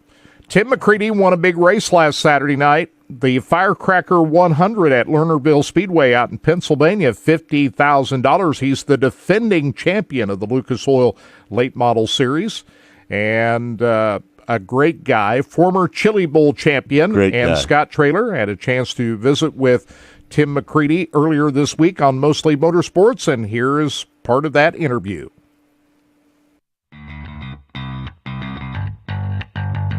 Before we let you go, I got to ask you, how tough is it to, we got out of the broadcasting business. We did the Lucas Oil ASES National Sprint Car Tour races for the last 13 years, and we decided to get out because of all these heavy players that are getting into the streaming business right now. What do you think is the future of late model racing, and where is it going to go? Do you think it's going to get bigger than it is now, or do you think we've kind of plateaued right now? I mean, I hope it keeps getting bigger because obviously I'm at the tail end of my career where it would be awesome to see the purses continue to climb. I think the next step in our division is to understand that when you start have dwindling car counts, which everybody is, and it's just a simple fact is it's expensive to race no matter which division you decide to do. I mean, whether you decide to race an entry-level division, and now how do you get people to be able to keep doing it? And I don't believe the answer is always $100,000 to win, $20,000 for second, $2,000 for 10th, and a set of steak knives to show up. So it's like you got to start looking and saying, okay, I understand that in every newspaper in 1995, it looked really cool that there was a $100,000 tag on the top of it. Yeah. But what's going to keep guys coming and things like that nature is if instead of paying $1 million to win, you pay $300,000 to win and pay $25,000 to start. Now you're looking at, hey, wait a minute, there's a guy that maybe would have probably came to Eldora. I bet you they would add another 50 to 100 cars because a lot of guys believe they can make the show, but the way things are nowadays, it's tough. There's teams that have access to technology like my own and everything else, and the winners usually don't change a lot in our division based off of partly because it's a very hard division. So we need to figure out how to open the rules up a little bit so you and I can sit in our garage and maybe come up with something that's a little unique that actually has some speed that maybe is not done in a wind tunnel or done with data acquisition. And that would be the next step. I don't know if the purses can continue to climb, but from what I understand about streaming, if the subscribers are there and the sponsorship comes and whoever owns the service decides to put it into the purses, hopefully it rolls down to me. If not, I got to figure how to get main, all kinds of sponsors, whether it be on a smaller scale, mainstream sponsors, Pepsi, Budweiser, whatever it could be. And that'd be my job to try to pull them in and show them the numbers. And hopefully it's in their plan to give us some money. So it's got some time to be alive. I'm not going to lie. Like I've been doing this stuff for a long time, and who would ever thought you could do what you guys started doing and some of these other companies are continuing to do, man. So it's pretty wild. The purses better go up because the price of fuel and motel rooms and everything that goes with traveling up and down the road is getting so expensive right now. It's just unbelievable what people are having to pay to travel up and down the road right now. Yeah, it's unfortunate. I mean, some of that stuff's obviously beyond all of our control. We can only control how we race and basically live in the United States. And then there's a lot of things that we have zero control over that are going a little wild right now. So it's like, as long as you got to try to keep the owners happy. And because unfortunately, like I couldn't do this without an owner with Donald and Gina, my two owners. There's no way. I mean, go up and down the road and have 2 or 3 guys on payroll and to roll around right now is definitely I would be willing to bet we probably have to bring in to get to the same numbers we did last year, another 20% more than what we did the year before. And that's not always easy to obtain, So it's like what you got to do is hopefully balance it out and keep the owners happy, and hopefully we can continue to grow this sport.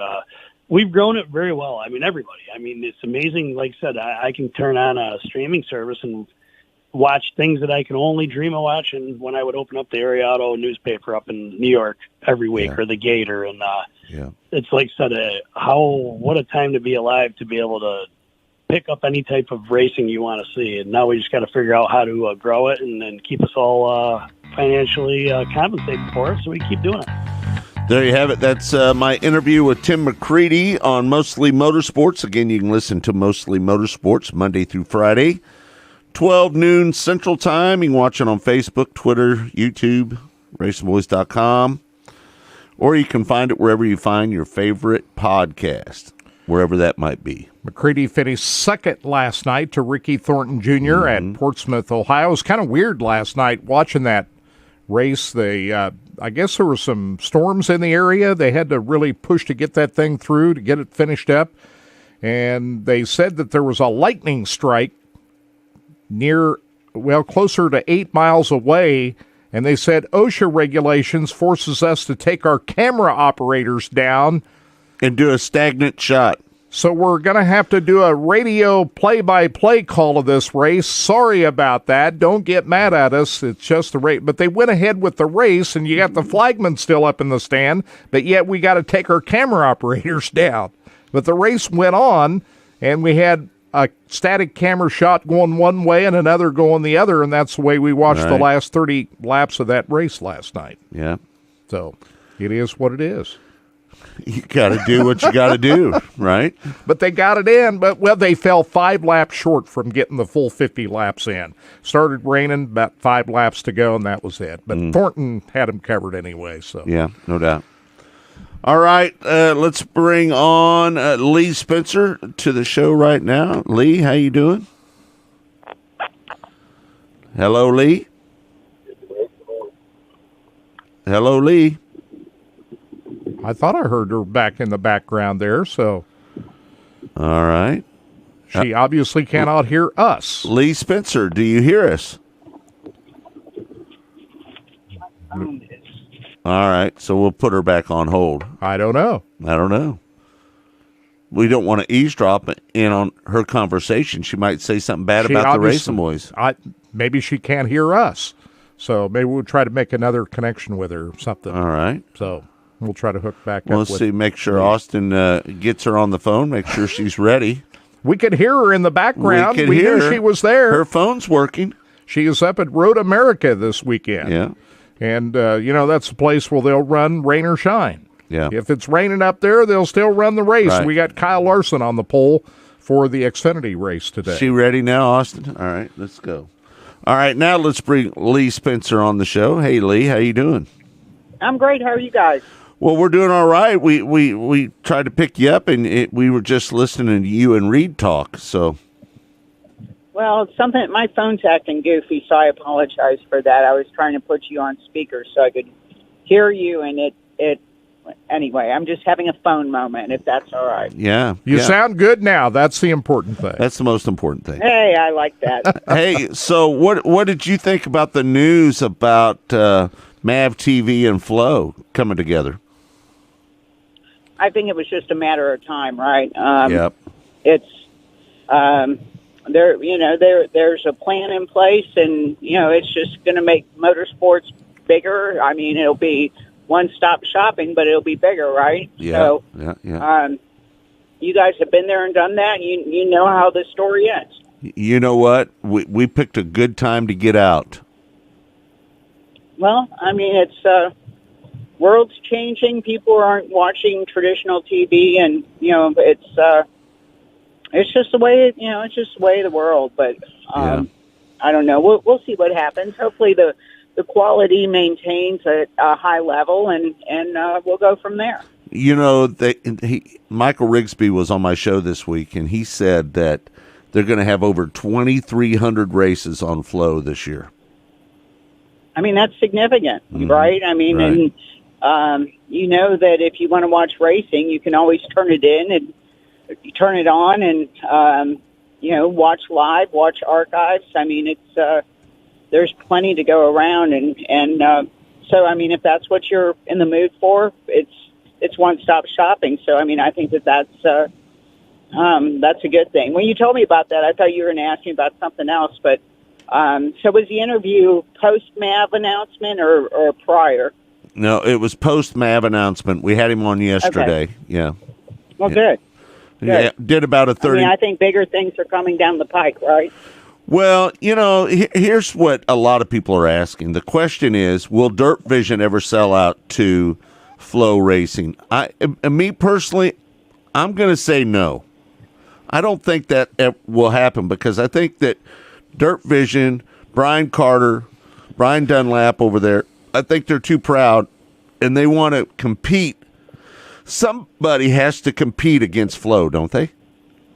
Well, I think Brian does a hell of a job, and it's a niche product, you know, in the big scheme of things. It's my favorite product. I mean, I'd rather watch World of Outlaws than anything other than, you know, Chili Bowl, right? Right.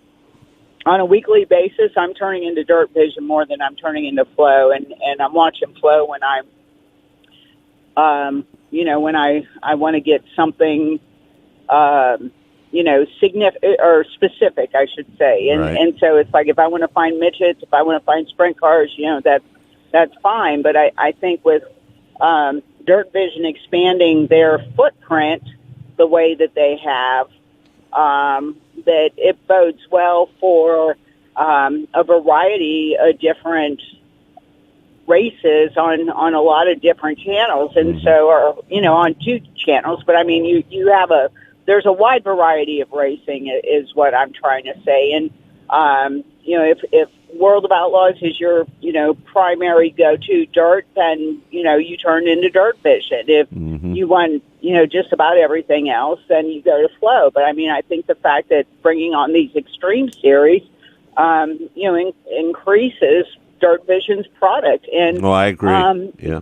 You know, having gone out to, you know, Millbridge and seeing the midget kickoff, I thought it was fabulous. I thought they did a really great job. And I thought the product, you know, when I watched it, I watched it one day there, I was there both days, but then I, you know, watched, I had something going on. I had to be at home for, you know, the finales on the second one. And I thought, you know, they never disappoint me with their product. And I know what I'm going to get, and I'm used to it, and I'm probably one of those people that, you know, you talk about your parents, and your parents, they always did things one way. Well, you know, that's kind of how I like my Dirt Vision. It is, I know what I'm getting. I know Chinese going to be on there, and you know, I think it serves a fabulous purpose, and I dig it.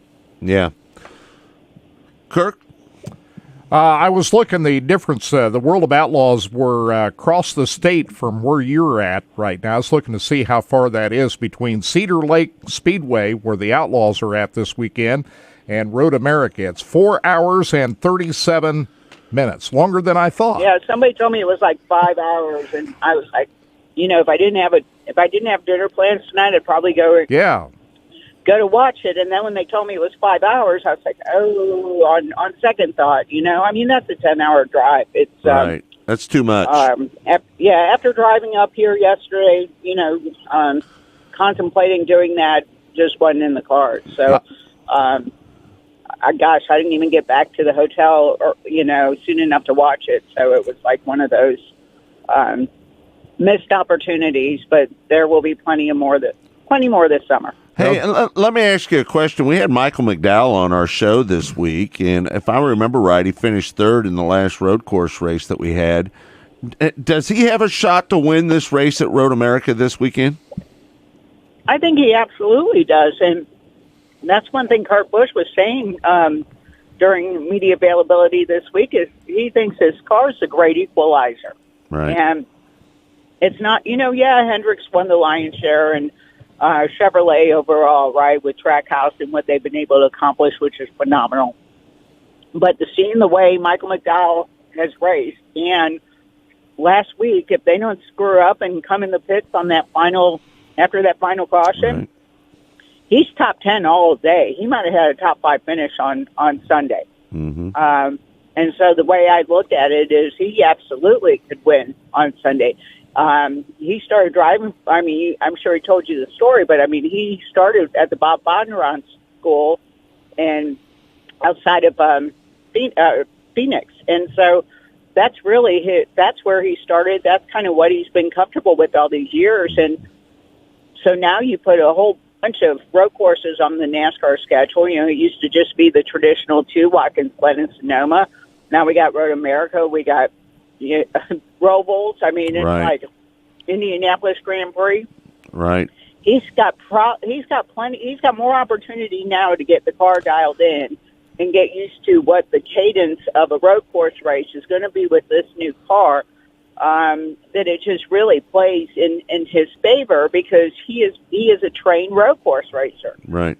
You know, sure these other guys, but I mean, you know, when you look at the specificity of it, then you know you have to look at a guy. He is a true road course ringer. So yes, I think with this car, Michael McDowell can be a factor. Not always a contender, but top 10 is not out of the question for that team right now. Yeah, no doubt. Isn't it amazing how the fans, there was a time when the fans just hated road course racing, right? Because there was only 2 or 3 drivers that could really do it right. But now everybody can drive these cars, and the fans have kind of tuned into road course racing. Are you a little taken back by that, how the fans have kind of taken on to it? No, because I don't have to tell you, the fan base has always been fickle, right? Yep. And here's 2 things. When the car was not providing organic passing, you could always get passing on a road course. Yep. Okay, that's number 1. Number 2, the people's champ, as the president of NASCAR, Steve Phelps, referred to Chase Elliott, he's always a factor on road courses, right? Yeah. You put those 2 things together. I mean, you've heard the guys that call into, or the fans that call into Sirius, and they're Chase Elliott fans, and you know, they just think the sky's the limit right now because he won last week at Nashville, and they finally got off Alan Gustafson's ass, and so it's you know, it's just one of those deals where they've warmed up to it because they finally took the time to appreciate what truly goes on during a road course race. And there's a lot more, you know, there's so many more nuances to what occurs watching road racing as opposed to just your traditional ovals that if you're a true fan of the sport, then, you know, you find ways to appreciate what's going on these circuits. The crowds last year for this 4th of July race were incredible. Are they expecting the same type of crowd to come in? And if they are, they found something for 4th of July. Why would you ever want to change that? But yet we're hearing talk that this might be it for Road America. You know, that it's I hope it's wrong. I mean, I talked to team owners that were in the team owners meeting a couple weeks ago, and they say Chicago is, you know, the street circuit is definitely coming up on the horizon.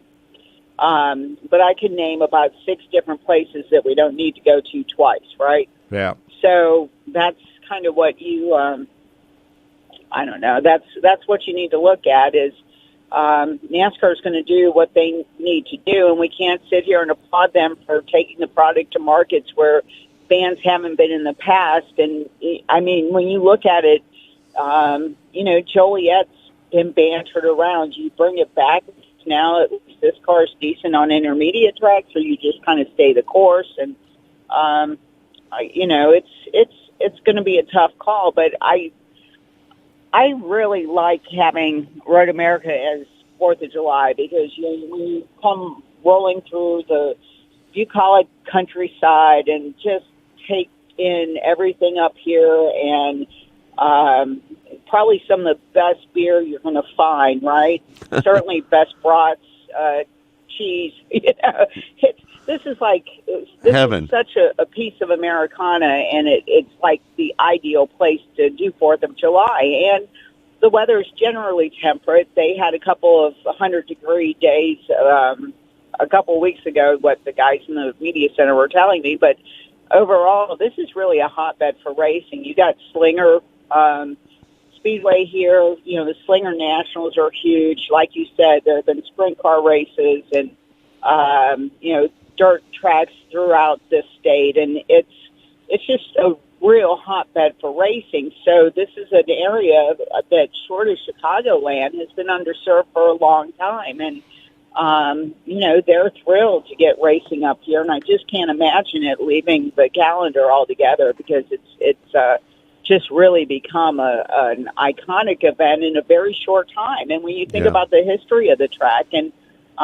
you know, the first Cup race was back in the 1950s, and you know, then we came back last year. The Xfinity track, you know, the Xfinity Series is raced here, but it's just really turned into a huge event for NASCAR, and I hope they stay the course. Let me ask you a question, Lee. What if Ross Chastain wins this championship? What does that do for the little teams? Does it give them more confidence, or do you think over the winter, this coming winter, the cream rises to the top and they push the little teams back to where they once were? No, I mean, I think that I think Justin Marks has this deal figured out, and I'm sorry I missed. He was on the SRX video call this week, and I wish I could have heard it, because you know, he's back in a car racing. Right, and I think heard. Getting back in a car racing for Nice and racing SRX gives him a better idea as to you know, what the current dynamic is in racing, and so I think that it's good that he still has the opportunity to do that. But it's I think of his team, you know, Denny's team. They're, you know, when you start showing up and you start winning races like Trackhouse does, then you start getting funding, right? I mean, he had the philosophy that he put behind that team is new, it's fresh, and it's successful. And you can't help but think that other people are going to try to copy and package what he's got, but you know, it kind of has to come from the soul, and that's the difference with Trackhouse is, you know, what he's done, and you know, finding drivers like a Ross Chastain, like a Suarez, that other people might have left on the side of the road for dead, right? And just put faith into those guys and reassured them that you have a place at Trackhouse and we can really build something here.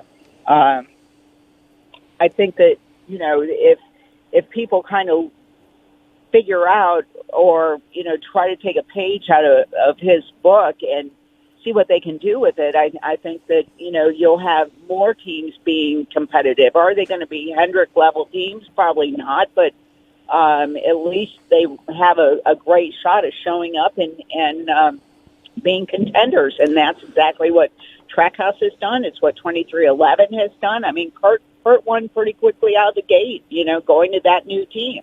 Mm-hmm. You know, the other teams have work to do, and I mean, you know, these guys don't give up. They just keep grinding and you know, pushing forward when they get behind, and the ones that don't adapt, they fade away.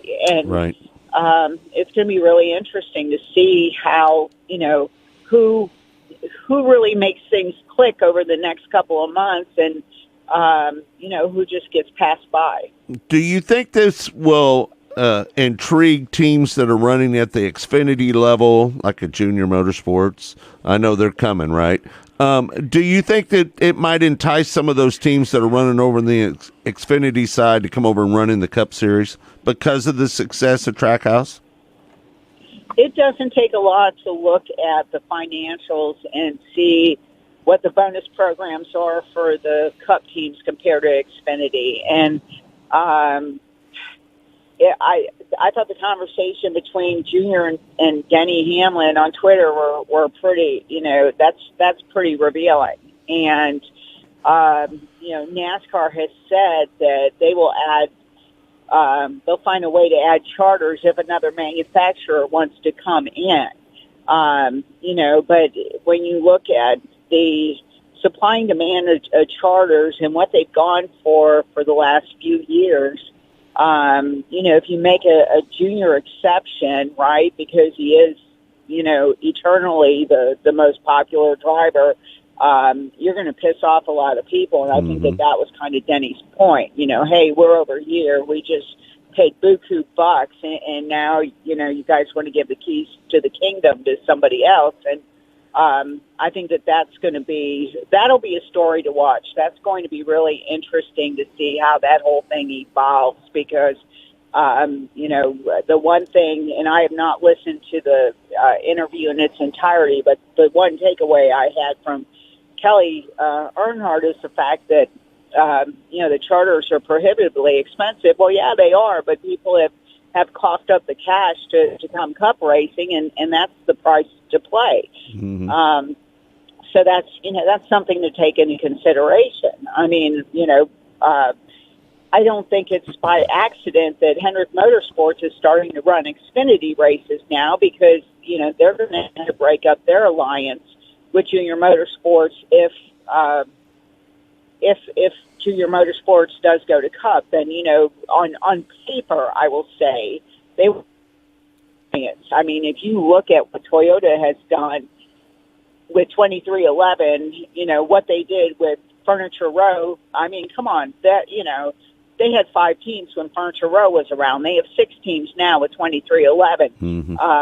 The potential is absolutely there for Hendrick to go beyond their juggernaut stage and be a 6 or an 8 car deal because, if Toyota does something, Chevrolet's going to want to do it better and Ford better, get on the ball pretty damn quick because you can see where this is going to end up in the Toyota and Chevrolet camps. Yeah, no doubt. Hey, a rare occurrence today. Kyle Larson in the Xfinity race. He's sitting on the pole today. So people be watching to watch that. Yesterday, because I thought that was, a unique situation. He hadn't raced in Xfinity since 2018, and here he is. And I think that it's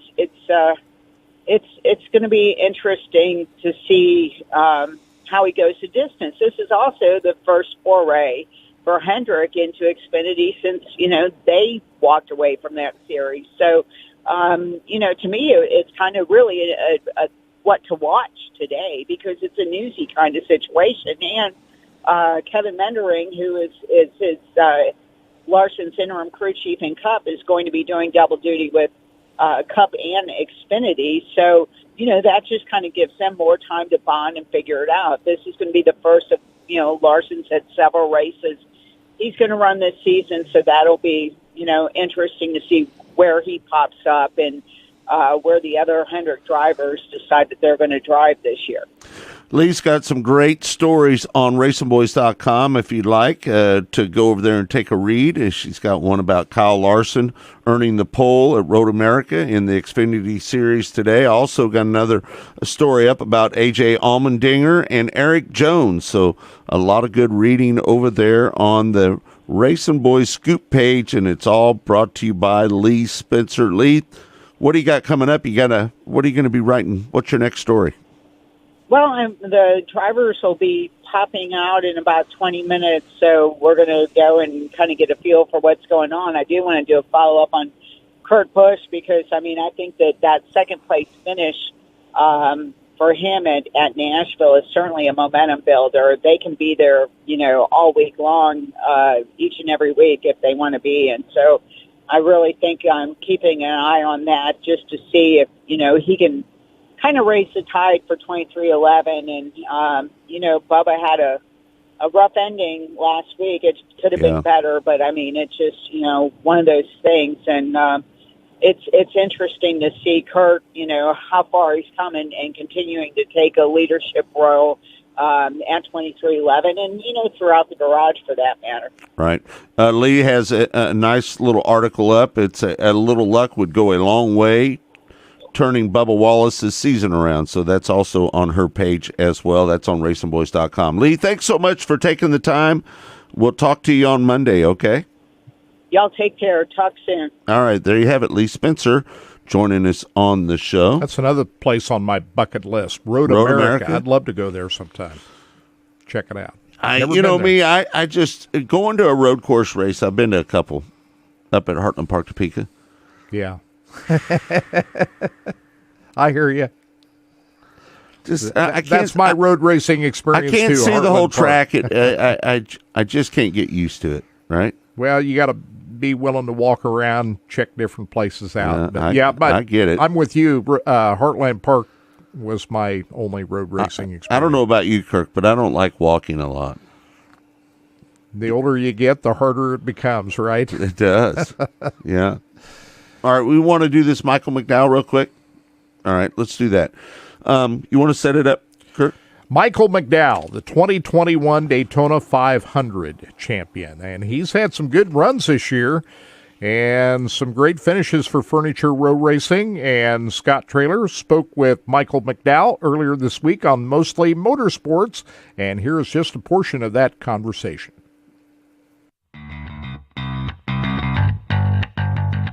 Joining us now on the show is Cup driver Michael McDowell. How you doing, Michael? I'm doing great. How are you guys? Well, we're doing all right, bud. You know, you've had an outstanding year so far this year. Wouldn't you say that your year has been very successful so far this year?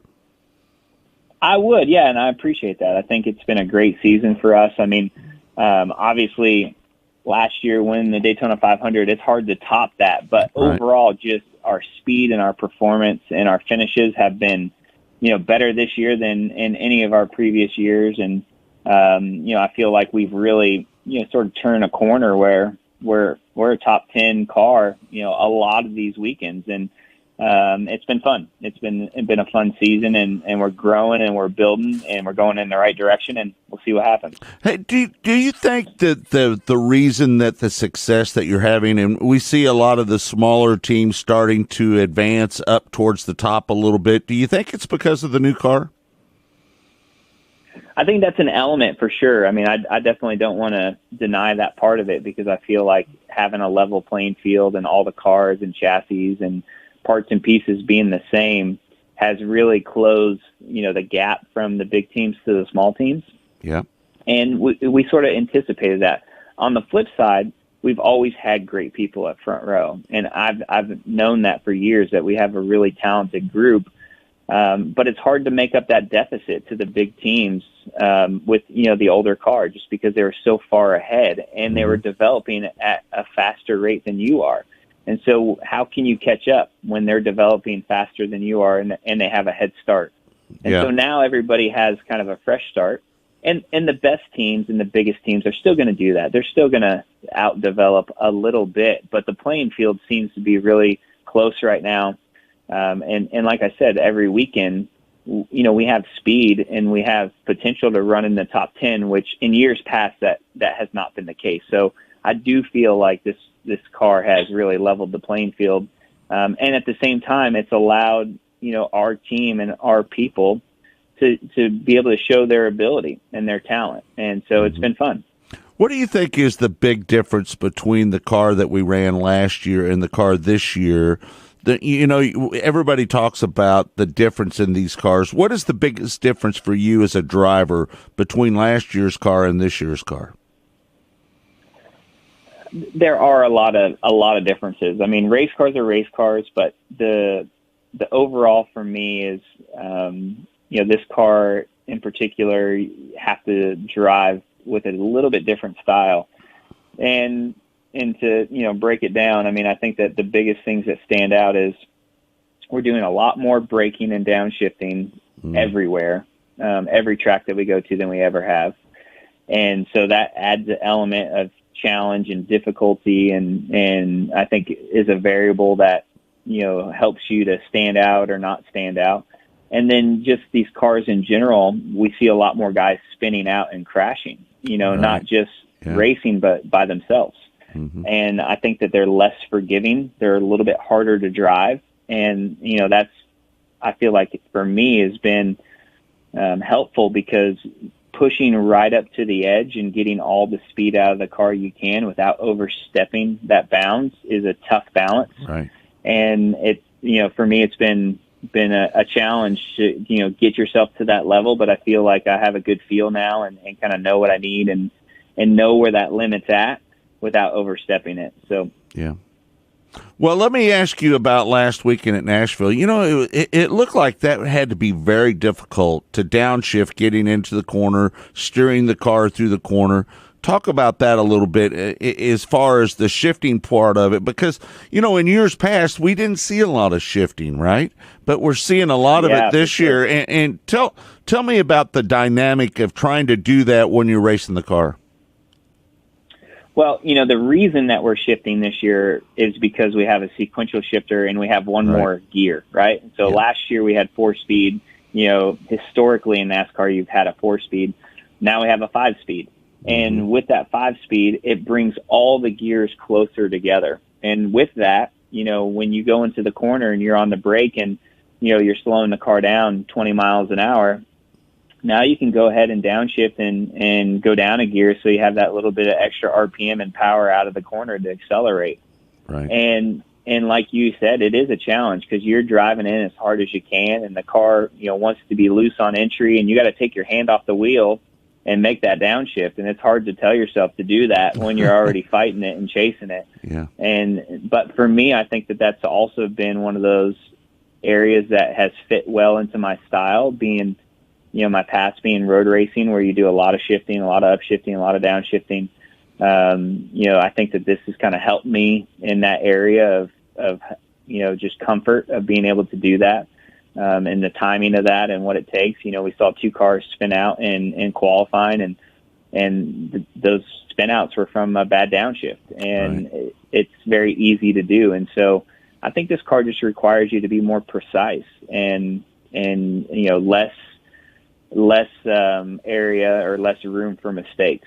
Yeah. I'm sorry to get kind of geeky on you about everything because, I used to own an ARCA team back in the day and had a little success. Clint Boyer runs second for me driving at Nashville Super Speedway back in 2003. I don't know if you remember back in those days, but it seems like this year for you that it's been maybe your best year. You've had top 10s at Bristol, Talladega, Darlington, and Charlotte. You ran 7th at Daytona. I know that's not what you wanted to do, but this year, what has been the difference between maybe years past and this year? Yeah, I think that it's a build off of last year where we were running, 15th to 20th pretty consistently. We've just made that next step, which is so tough, and we've talked about it for years at our shop, going from 30th to 25th, it's a big jump, but we were able to do that. Going from 25th to 20th was another big jump, and that was hard. But when you're running in the teens, going from the teens to single digits is incredibly challenging, because if you just think about it, you got Joe Gibbs Racing that's got 4 cars. You got Hendricks that's got 4 cars. And then you got Stuart Haas that has 4 cars. Well, that's 12 right there. And you're not even counting Penske or RCR or any of these other teams, right? And so to run up in the top 10, you are beating a lot of teams and a lot of cars that you shouldn't be. And so, it's a big jump to make that next step. And I think that the next gen car has helped us, and then just momentum and building. It's been a steady climb for us as far as getting better and better every year. And I think the next gen sped that up for us this year as we were, able to make a decent jump. Yeah, we're visiting with Michael McDowell, Cup driver. I got to ask you, you finished 3rd at Sonoma. You got to probably be looking pretty forward to Road America this weekend. Yeah, for sure. Road America is, one of my best tracks, and with Sonoma going as smooth as it did, qualifying well, running well in the race, definitely not a fluke for us. We were a top 5, top 3 car all day. So going to Road America, we feel confident, we feel good. Anything can happen in the race, but I think we'll have the speed, and hopefully we put ourselves in position to win. I mean, that's what it's all about in the Cup Series. You gotta win to get in these playoffs, or at least we feel like we have to. Yeah. And if we can do that, it's going to be a huge accomplishment. And so, we got our eyes focused on the prize, and we're all working hard towards it. And we got good momentum going with us, and we feel really confident where we're at as a team and an organization, and it's just about getting it done on the racetrack. Well, we're in the Show Me State, and I know you raced at Gateway, and you led, 34 laps or something like that down there. What did you think about that race at Gateway? I love Gateway. You were talking about your experience as an owner in ARCA. I ran in the ARCA series as well, and I was fortunate that Gateway was on the schedule and got the opportunity to run there. And that was actually a place in the ARCA car and in Xfinity where you would shift. And so those were good track. That was a good track for me because of that. Yeah. And then coming back with, the Cup car and going there for the first time with the Cup car and the next gen Cup car, it really drove a lot for me, the brake zones and downshifting a lot like a road course. And so I think it fit well for my style. Great crowd, great turnout. They've done an amazing job with that facility there. And I'm excited that they had such a success. So hopefully that'll be on the schedule for a long time, and we'll keep coming back. Before we let you go, I got to ask you, we're in Kansas City, Racing Boys is, and I got to ask you about Kansas Speedway. What are your thoughts about that racetrack? One of my favorite mile and a half. I mean, it's got a lot of character now. It's got some season to it with, winners, and, the track is got a lot of grooves, and you can run the top, the middle, the bottom. Mm-hmm. We've been there already this year with this next gen car. I thought it put on a great race. Our cars were really good in traffic there. So that was, exciting to see that. And, for me, Kansas is always a fun place to go and enjoy not just the racetrack, but everything that's around there with, the mall and all the food and barbecue. And there's a lot of great things happening in Kansas. So it's a fun place to go to. Yeah. And finally, I know every person that you do an interview with probably talks about that crash that you had in 2008 down there in Texas. That was one of the most brutal crashes that I've ever seen. It was a miracle that you walked away from that wreck. If you can just give me a quick story about that wreck and how brutal it was, and how did you recover from that wreck? Yeah, I mean, obviously it's not what you want to get known for. Right. And, it's not the highlight reel you want to have. But, right. For me, I was able to race the next day, and run 500 miles at Texas. And I think that was a testament to just, the improvements that NASCAR made with that next, that at that point, that was the, right. The next gen car, the COT, right? Right. And so unfortunately I was the test dummy for it, but, beyond that, it was, it's, to me, it's just a part of, it's one part of the story of your career of, the ups and downs and the highs and lows. And it's not, like I said, it's not what you want to be known for. And I feel like right. Daytona 500 is redemption for that, of like, that's what I'm known for now. Well, unfortunately, I had to bring that up, but we really appreciate. No, it's all good. Yeah, I appreciate you taking the time to join us here on Mostly Motorsports today.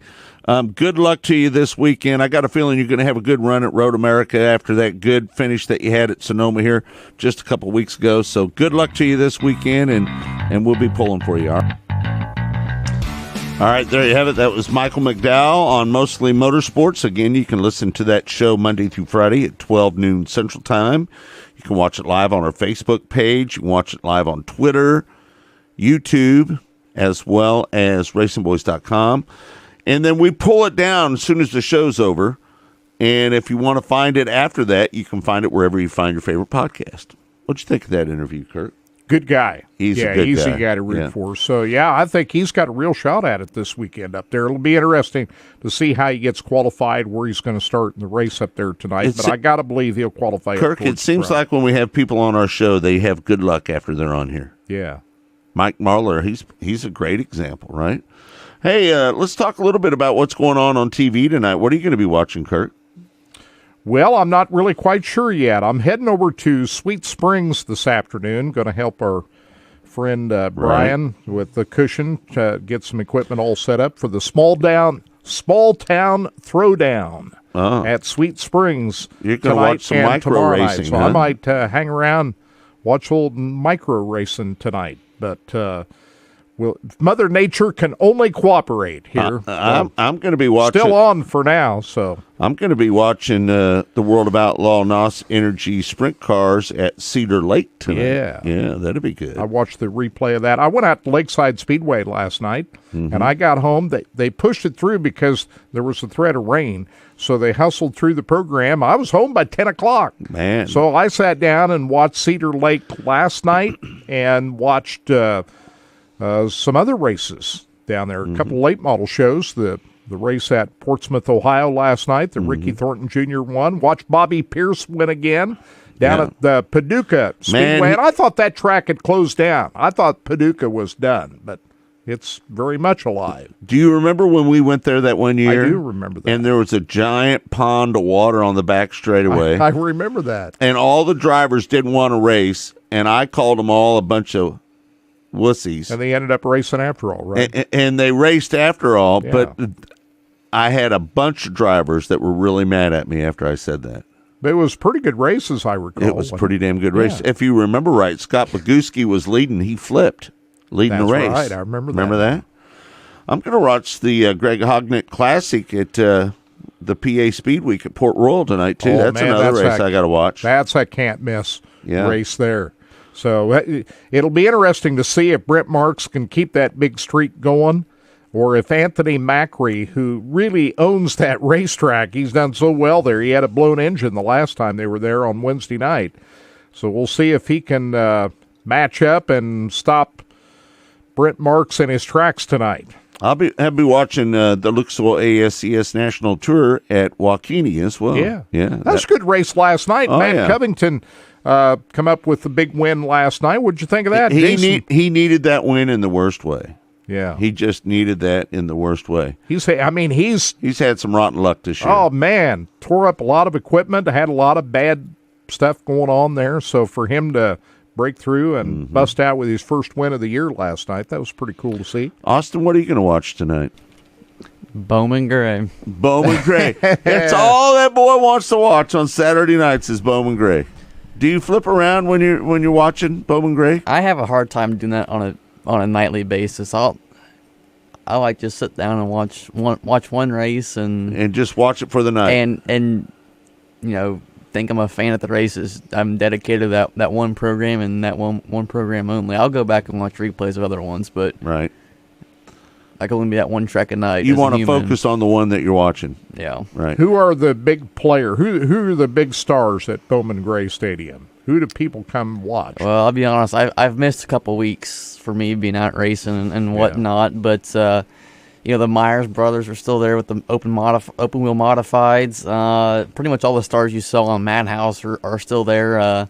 I'm still learning, all the drivers, all the characters. Yeah, but like I said, I've missed a couple of weeks. But I mean, to see a track that's sold out every week with I can't remember how many fans they get, probably 10,000 on the Says. Well, you know what? Who told us that the other day? Yeah, someone told us. Steve Post said they get about 12 or 13,000 on a weekly show. That's incredible. And then when they really spike up, they get up to about 17,000. That's amazing. I mean, at what local Could you track imagine that? do you see with sold out crowds every night? Well, it's because it's WWE, right? Yeah, I mean, it is, but there's just something about it. It's like when you walk into Knoxville.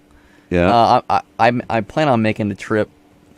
I think in August to hit Bowman Gray on Saturday night, but also hit Wilkesboro during the week. You're going to go out there? Maybe I'm working on it. Nice. And I can only imagine like what the feeling is like when you walk through the gates at either one of those tracks. I mean, no like doubt. when you walk in the gates at Knoxville, I mean, it's just like this eerie, like historic feeling that you can't find anywhere else. Well, and I can only imagine what it's like at Bowman Gray. They've been racing there since '49, right? Oh yeah, I mean, yeah, at both tracks. I mean, you've been there for almost 50 or so years now. Right. Hey, speaking of Knoxville, they're back in action tonight. We haven't seen sprint cars at Knoxville in 3 weeks? We had the Truck Series 2 weeks ago, and last week they took the night off because of usage. So mid-season championships tonight at Knoxville Raceway. Well, Kirk, I'm going to be watching me a little Lucas Oil late model dirt series action as well. What is that? Is that They are at Muskogum? Muskingum Muskingum Zanesville, County. Ohio. Two nights of Say racing that again. tonight. Muskingum.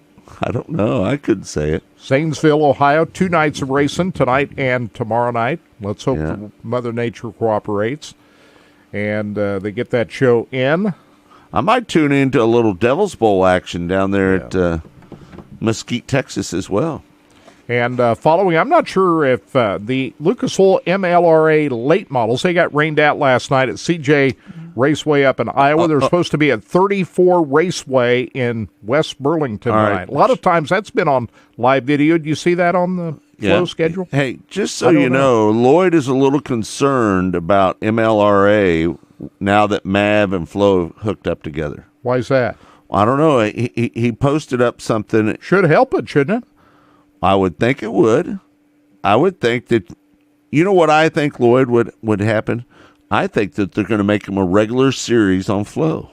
Wouldn't you think? Well, why not? I would think so. I'm trying to find his post. Here it is. Kind of disappointed and worried that one series has never been mentioned when talking about MAV TV Plus and Flow merge. Well, we didn't ask him about it either, which we probably should have yesterday. But I would guess his answer would be, stay tuned. You're going to be a part of it, I think. Could be something in the works. You know what they need to do? They need to hire him a full-time MLRA broadcasting company to go around and do all those races. Yeah, like what Race on Texas does for the Lucas Oil ASCS series. Don't do Race on Texas. Yeah. That's all I'm saying.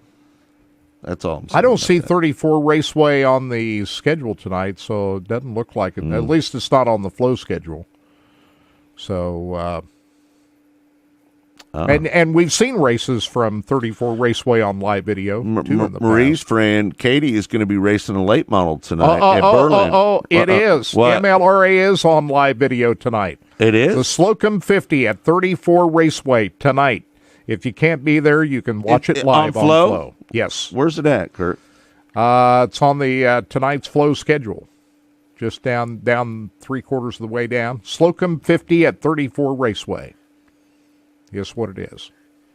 MLRA making it on Flow. Yes. So it is on tonight. How about that? I thought maybe they would be because we've seen races at 34 on live video before. Yeah. So watch a little MLRA action tonight. They ought to have pretty good car count up there tonight. A lot of good guys from Iowa, and they usually pull in some pretty good runners at 34 Raceway. Maybe we'll see Lloyd on there. Yeah. Lloyd be down in Victory Lane when it's all over. Taking some pictures. Yeah. So, yeah, a lot of great racing tonight. We've got the Lucas Oil Power Wing 410 sprints at Lake Ozark Speedway tonight. That's on live video, but better yet, try to go there at Lake Ozark Speedway tonight. Yeah, you going to say Austin?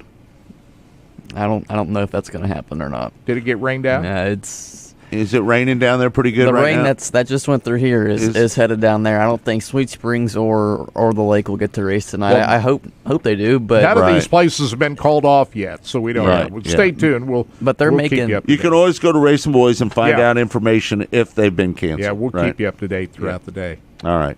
Well, thanks everybody for tuning in to Track Talk here on RBN, the Racing Boys Broadcasting Network, and Sports Radio 810 WHB. We appreciate it. And don't forget, Monday we'll be on the air. No, not Monday. Tuesday. I keep saying Monday. Tuesday. We're going to take Monday off because it's a holiday. But Tuesday we'll be back on the air, and we'll have us a guest. And just come join us on Mostly Motorsports. It starts at 12 noon Central Time. It's me and Austin O'Neill. My partner Kirk Elliott hangs out with us as well. So we hope that you'll join us Tuesday, 12 noon Central Time, Mostly Motorsports, right here on RBN, the Racing Boys Broadcasting Network. Track Talk and Mostly Motorsports is brought to you by Lucas Oil Products. It works. We'll see you on Tuesday.